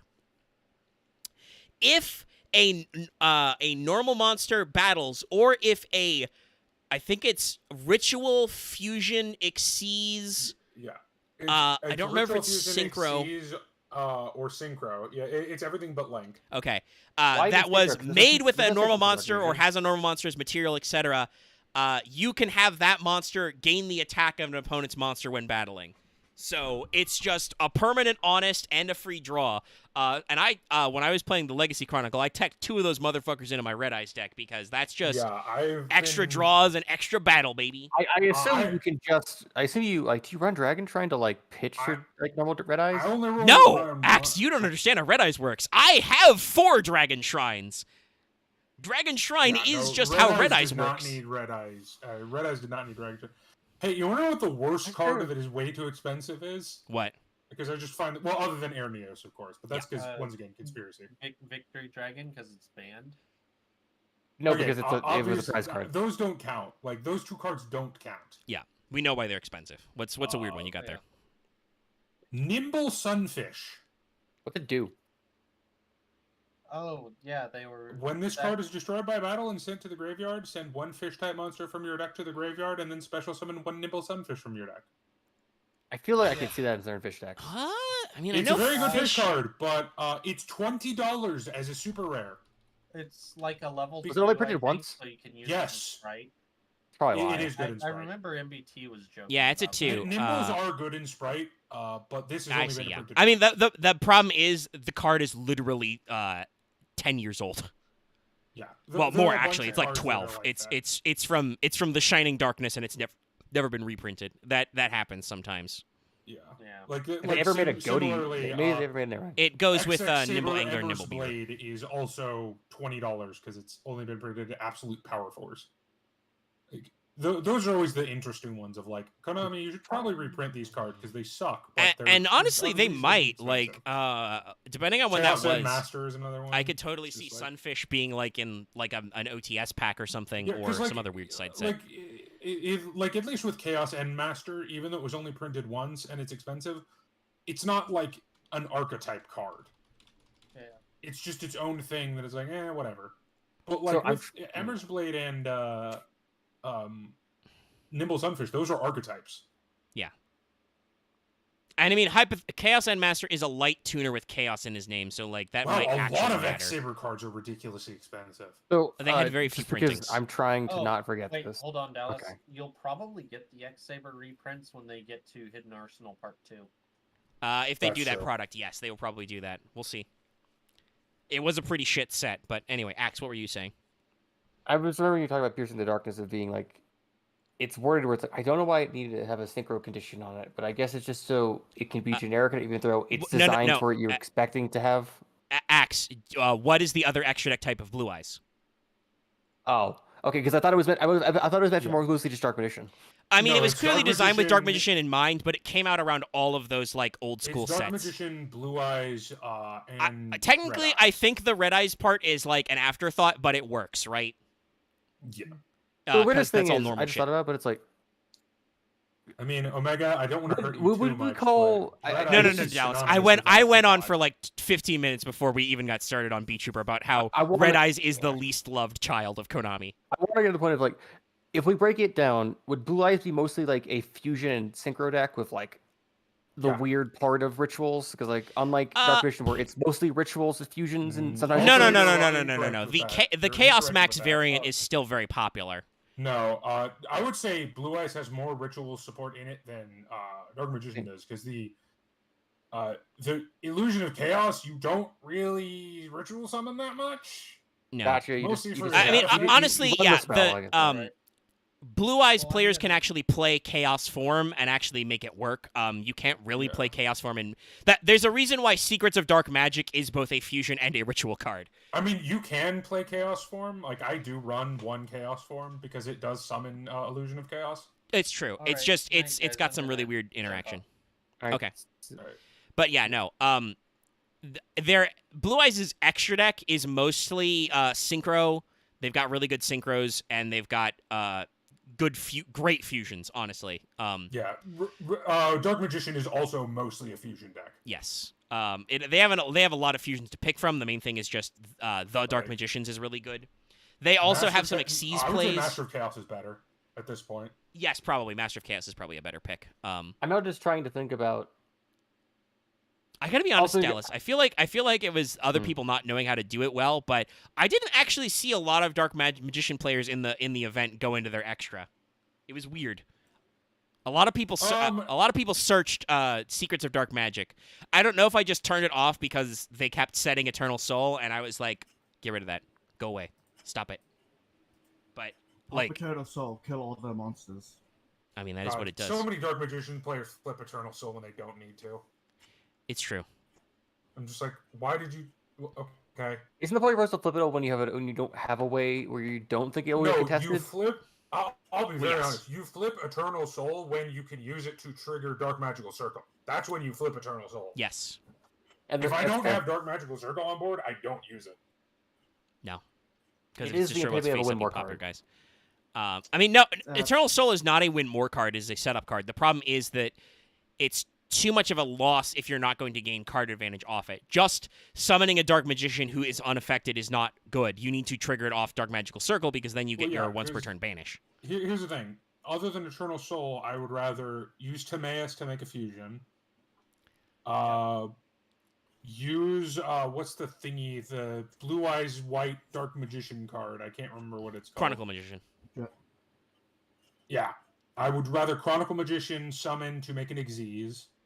Usually into Illusion Magician. The other thing as well is like I saw a lot of people playing it this way. I don't think it's really good. A lot of people played Dark Magic Attack, I think, because they're like, ooh, I can search Harpy's Feather Duster. The amount of times that was fucking relevant, very minimal. Well, you also play Dark Magic Attack because you can send it for cost for certain cards. That's true, because it does mention it. Timaeus is you can send. I did also see some people with fucking my Dark Magician deck design. People were playing fucking Thousand Knives.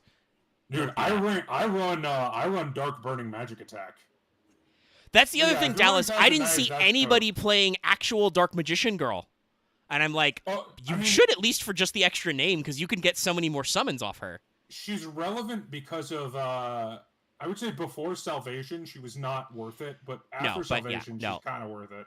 Yeah, so she's a free summon off Salvation, and I didn't see anybody doing it that way. Also, I run a spellbook package in my deck personally. It's probably pretty solid. I think a lot of people were just running with the Crowley and Prophecy. The structure deck, but yeah, no, like Dark Magician is primarily fusions or maybe Xyz. Like Blue Eyes can. Blue Eyes can go into rank 8s. They don't usually, but they can. But they're much better. I don't think they have any that specifically mentioned. No, they don't have any specific ones. It's just that they can, because they are level 8, they can go into some weird. So sad that Master Duel still has my favorite fusion monster banned. What, Dark Dragoon? Unchained Red Eyes Dark Dragoon. Yes, let him out. Do it. It won't do any. If you ban Verte, it won't do anything. Motherfuckers won't kill. You have to run Red Eyes Fusion to actually do it reliably.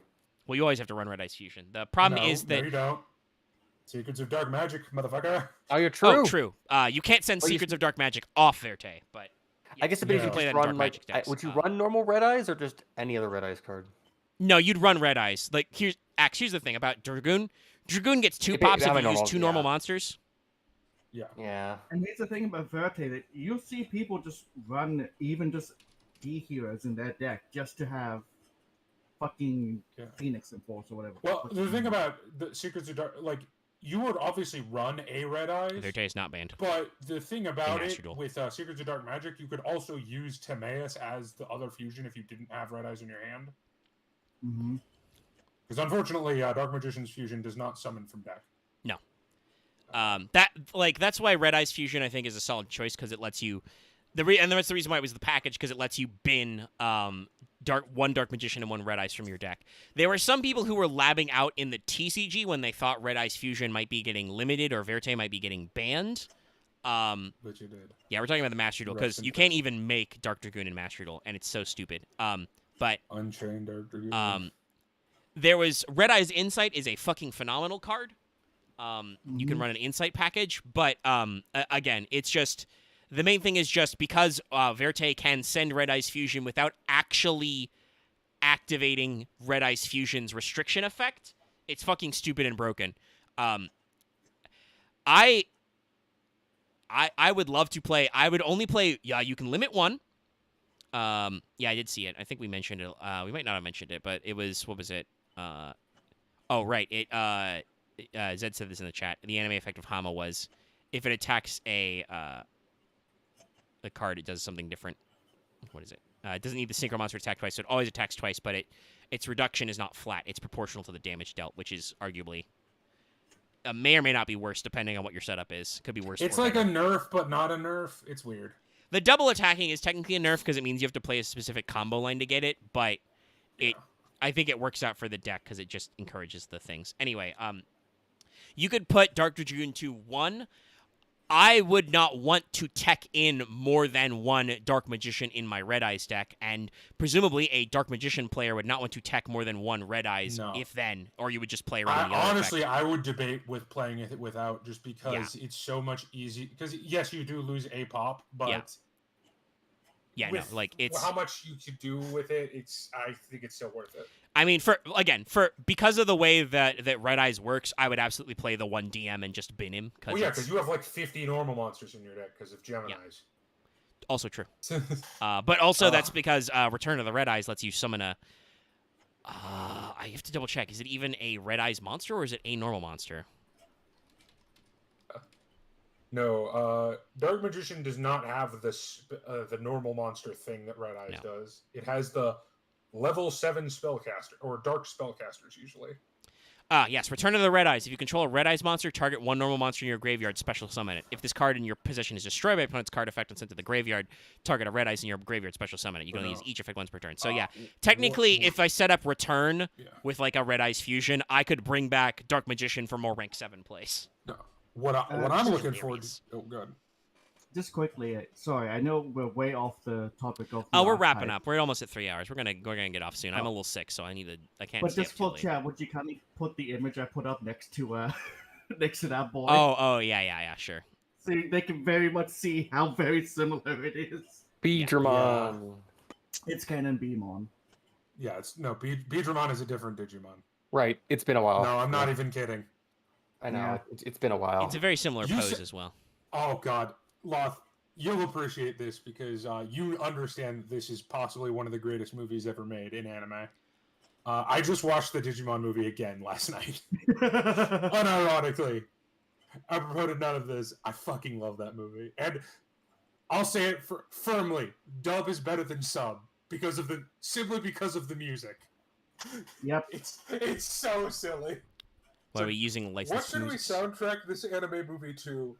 Exclusively 90s ska and nothing else. You know, I always keep forgetting how Dallas is someone that appreciates camp and cheese over anything actually else credible. But here's the thing: the entire movie is campy and cheesy.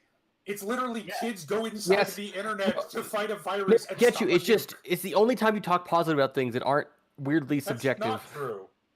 That is 100% not true. But I do appreciate cheese. Dallas did literally talk about how he liked some of these B-Trooper guys unironically. Yeah. I also unironically love Gundam, and we spent a good time talking about that. Also, sorry, quick aside, because I just woke up and it's past daily reset, meaning it's past 2 p.m. I woke up past all the garbage trucks. No one's put the fucking bins out again. Oof. You start putting their fucking trash on fire. Just put an angry sign up. Haven't a bunch of people gotten their houses burned down recently? Yeah, but that's I remember hearing about that. What, in Australia or just in Yeah. general? No, in Australia. Fuck if I know, I don't watch I heard some dude's house got firebombed. Yeah. Some Australian YouTuber. Ah, yeah, okay. Was he an asshole? It depends. No, he wasn't an asshole, but he was, like, apparently doing, like, pieces on a bunch of politicians. So apparently, yeah, he was like doing pieces on like how Australian politicians are apparently very corrupt. I don't know your government that well, so I can't speak to that. Nearly all Australian politicians suck ass. and then his house got firebombed. So yeah. Hey, Huh, chat, I Friendly just found Jordy I or found a something? rogue meme on the internet. I'm gonna just stick it up here. But yeah, no. In usual we talk I about remember Yu-Gi-Oh this. stuff. I think we're in an interesting place back and forth. We're gonna but- do vampires next. No. Okay. No, I was just scrolling through stuff and I found this image. It's great. Curse of Margaritaville. Yeah. Also, Advanced Nathan dungeons and diners and dragons and dive-ins and dives. The Curse Oh of my. Margaritaville. I could if we ever want to turn Fail Portrayal into the tabletop RPG podcast. Trust me, I've got years of shit. I mean, I to would draw like on. to. I would honestly. I feel we should just. Can we should just just try rant at podcast Wizards week at some point. for a little bit. About which people part? think I'm a wizard shill apparently because I like magic. Everything they're doing with 5th Ed. I don't know if anybody thinks you're a I wizard. think it's shill. very different because there's very different I mean, people that's- working on it, and That's just stupid fuck to make people. that association. If you like magic, doesn't mean you automatically like wizards. Well, I, so you most like people I've magic. seen that like hate Wizards of Well- Passion are fucking Magic players. I think I've said this. I think I have said that Wizards of the Coast is a more ethical company than Konami, which I still believe. That's not a Do high you bar. want to know how low that bar is? Yeah, it's not. Yeah, it's not a very big bar. Like, Konami has literally made their money off of fucking gambling machines. Like, Weirdly enough, I think like the Yu-Gi-Oh department's weirdly separated, but yeah, if I had to say it, I would probably agree the Yu-Gi-Oh branch is the most ethical branch of Konami, which says a lot. Yes, that says something. They try. They went so far as to be like, okay, everybody, we'll stop doing short prints in corsets. They Like- don't actually profit from, Which I don't think they actively have to profit. say that part. They don't have to do that. They just decided because people were up in arms about it. They were like, they do. I think they do because of Europe. that might make sense. Yeah, depending on the you have to product. say the percentages for everything. I mean, technically think they do. Because It's just that a was a question big of thing like. with loot boxes recently. I think that also hit them. But yeah, no.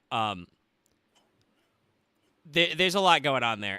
But no. The anybody needs to know about the OGL stuff. That was a really shitty situation they were on, and then they reversed course very rapidly for the better for everyone else. So much I so love that they're the going to very- declare the SRD to be fucking Creative Commons, which you can't take back. It's not allowed. I still enjoy that Paizo got a big bump from that, and they literally ran out of books to books Oh, to it's sell. interesting. I need to check out. I haven't looked at Pathfinder 2e. The last game It's system really I looked at cool. from Paizo was Starfinder, and I was kind of like, seems okay. It overlaps Right. slightly, but like I think I there's, I like, admit slight the variation. planetary romance part of Pathfinder was kind of one of the more interesting aspects. Sorry, Omega, because you said that reminds me. Because I had my game recently with the real life group. Yeah. While I was on my phone, I made some memes about about my. Oh current, yeah, game. right. You were gonna show them on something. Yeah.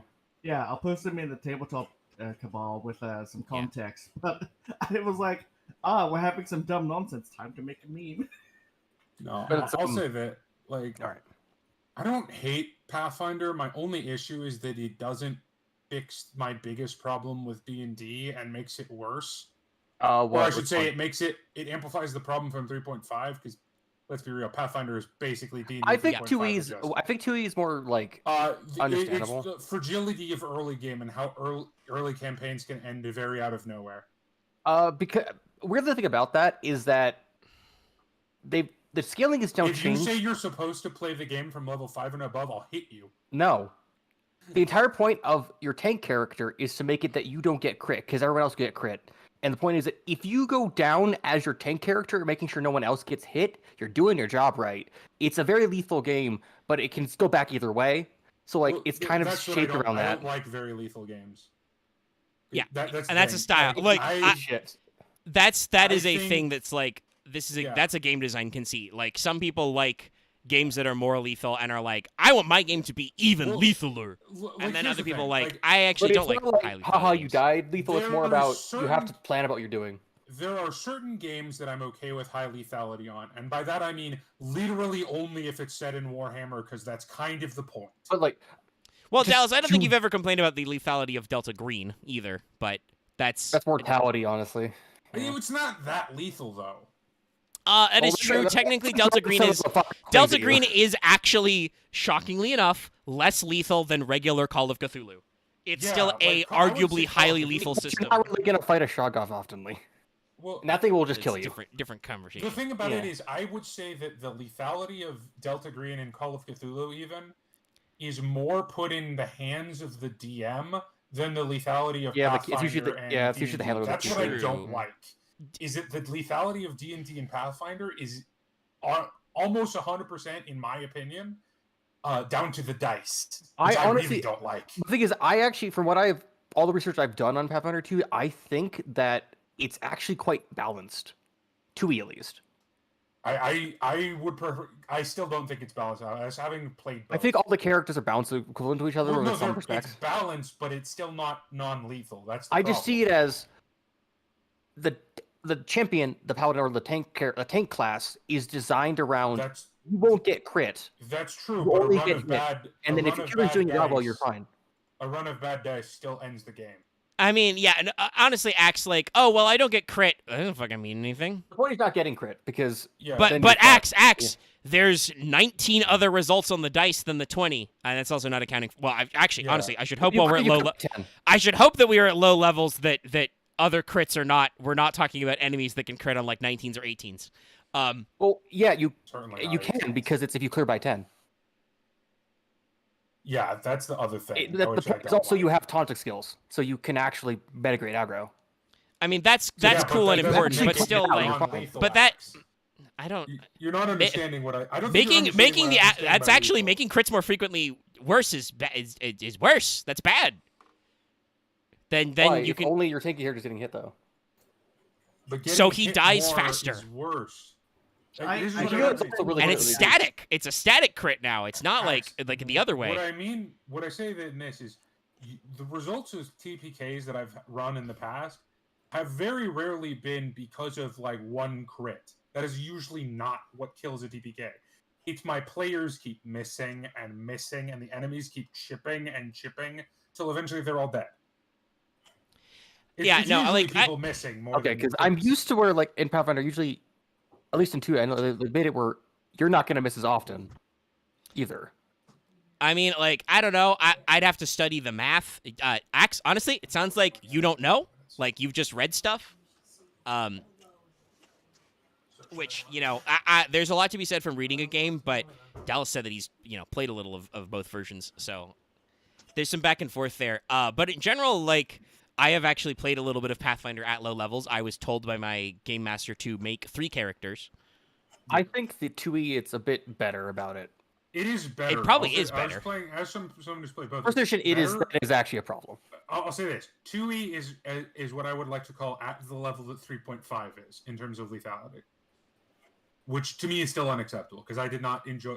Hot take for the internet of my time: I did not enjoy 3.5 that much.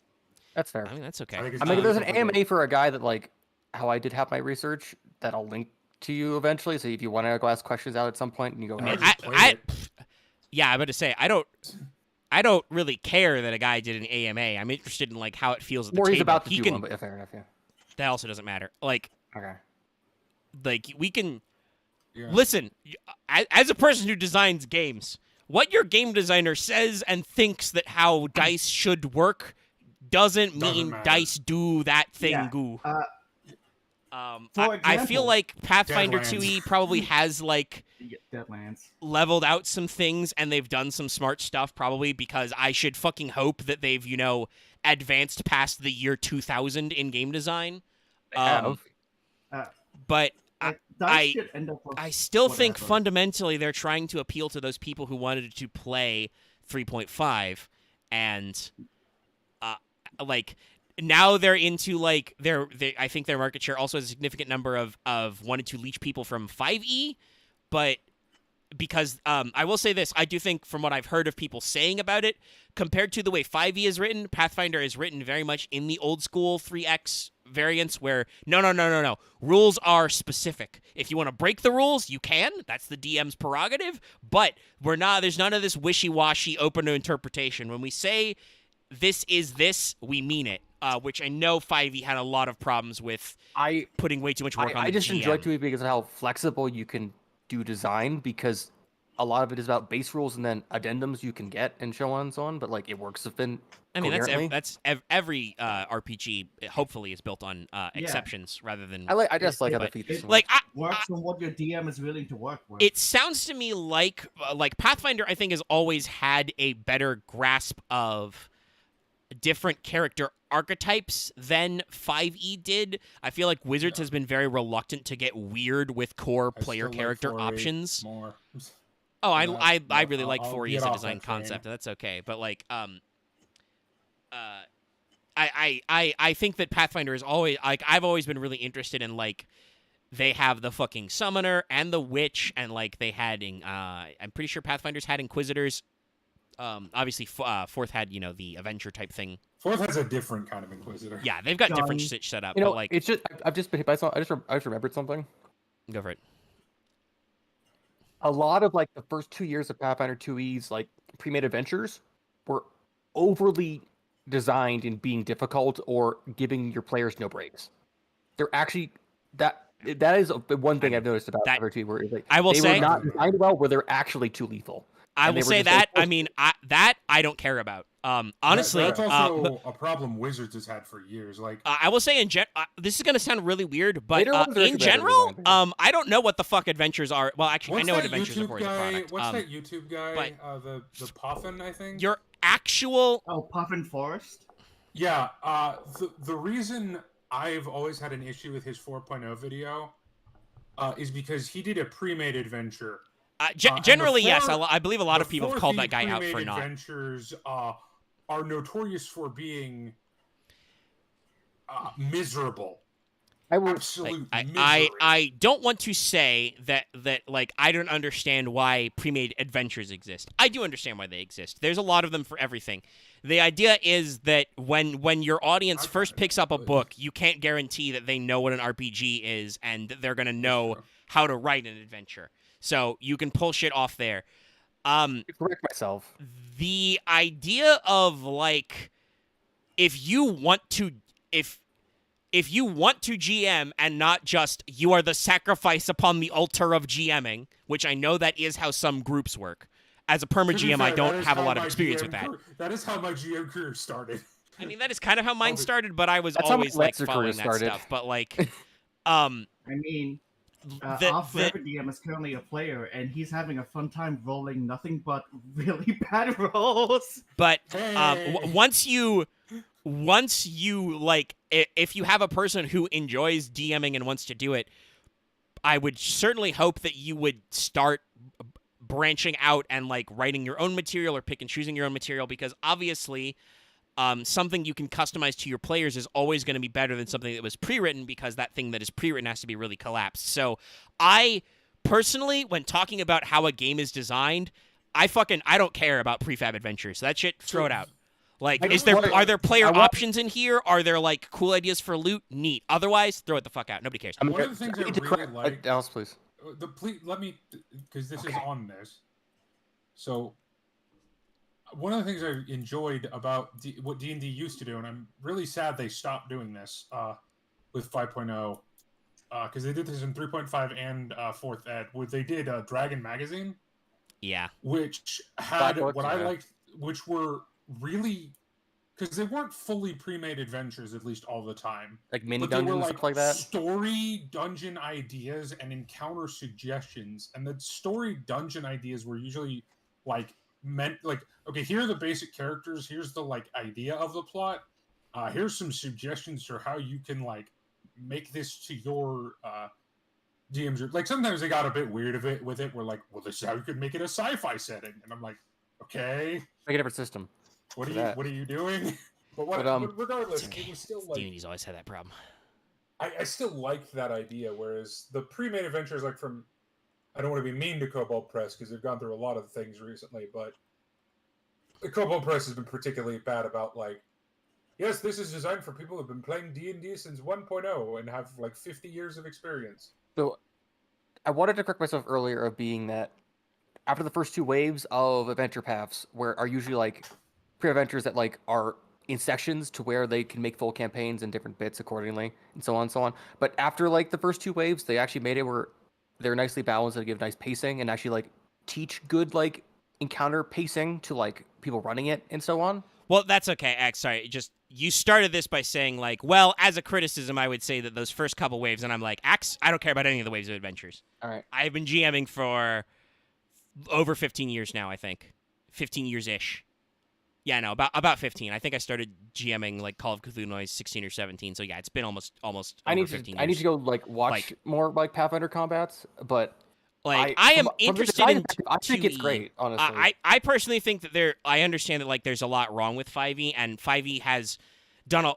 I will never forgive them for what they decided to do with the Strixhaven thing, where they decided to take them from being subclasses that were accessible to multiple core classes and just make them only one class subclasses. That was the stupidest fucking thing they've ever done. Yes, I know that like bards didn't line up. You should have just made it work and stopped being such scaredy babies. You should have just put addendums. Like just given bards the extra features and gotten over it. And made it slightly more complex. I know that would have required your readers to fucking use their brain. They're playing D&D. They can do math. It's one of the quintessential skills. They argue their dumb choices already. But, I got the entire D&D meme subreddit angry at me yesterday. But before we go into Axe, let me finish my thought. That was just my response. I know. But I was just gonna say that like I personally think there are still a lot of unexplored options in D&D I'd like to get into. There's a lot. Admittedly, it's because I've bring back Warlord. I've been rewatching more.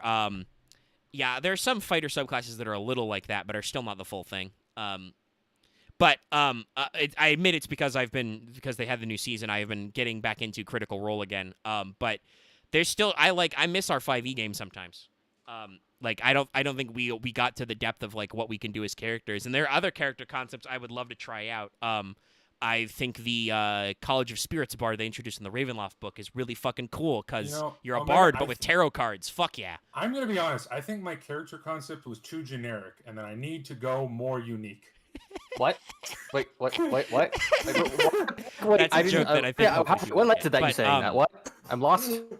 You said there were a bunch of things we didn't get to explore, and I agree. I think my character was too generic. I don't know about that. But I would not be afraid to get into either 2e or 5e for stuff. I have a concept for a for a not everything can be funny in the front of your face. Bard. But before we leave, Dallas, what did you do that got D&D memes mad at you? So basically, they're doing this thing they do every couple of months where they're arguing about like the balance between casters and martial classes. Marshals are always weaker. Marshals are always weaker. And I basically just said, oh yeah, caster and martial classes have been perfectly balanced in 4th ed. Yes, of course. It's great. I mean, you're not wrong.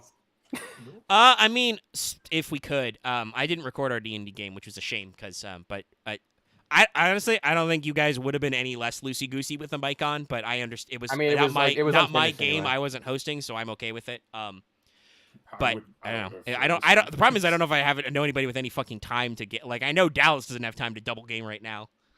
Not right now. I don't even know. I barely have time to double game. I mean, Axe is already double gaming. I mean, so is Law. Well, actually, Law is not gaming. I mean, I could do technically like a weeknights. You just have to replace a Monday or a Thursday. Yeah, I don't know is the thing. I could double game after April, basically.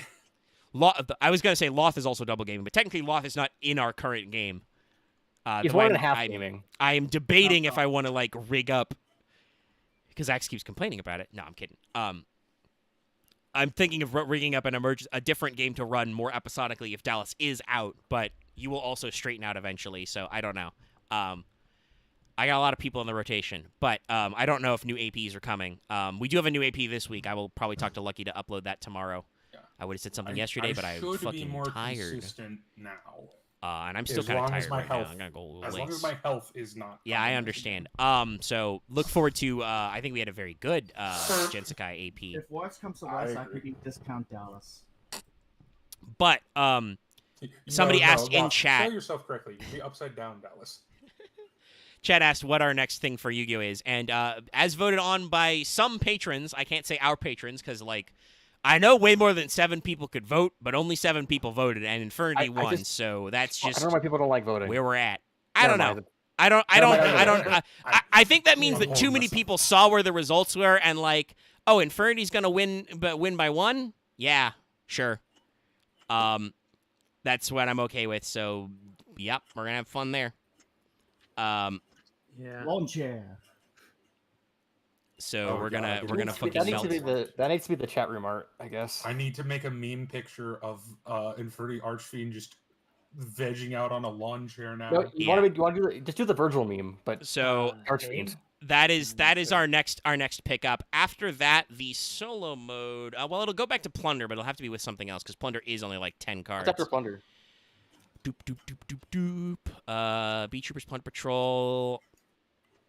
Oh, I mean, I really would want to do Dream Mirror as its own thing, but technically Dream Mirror would be next. So Dream Mirror is not next. It's actually Mermail, but Mermail is huge. That's Like, a lot. There's a lot of Mermails to talk about, and there's probably some other shit to mention, the Abyss we and just stuff find like in there. a smaller size. I guess that if we I can- really need the tiny baby, it can be Starry Nights. That's a really baby archetype. Because like there are actually a couple of these archetypes that are in the solo mode we've already talked about. We've already talked about Ghost Trick just from our own amusement, and we already talked about Vendread actually. this is the meme for mice. It's not for ants. It's for mice. So it's slightly bigger than normal. It's still pretty small. That's okay. But yeah, so that's our next one is Inferni, and then after that, Plunder Patrol plus something. Probably. Boats, yar.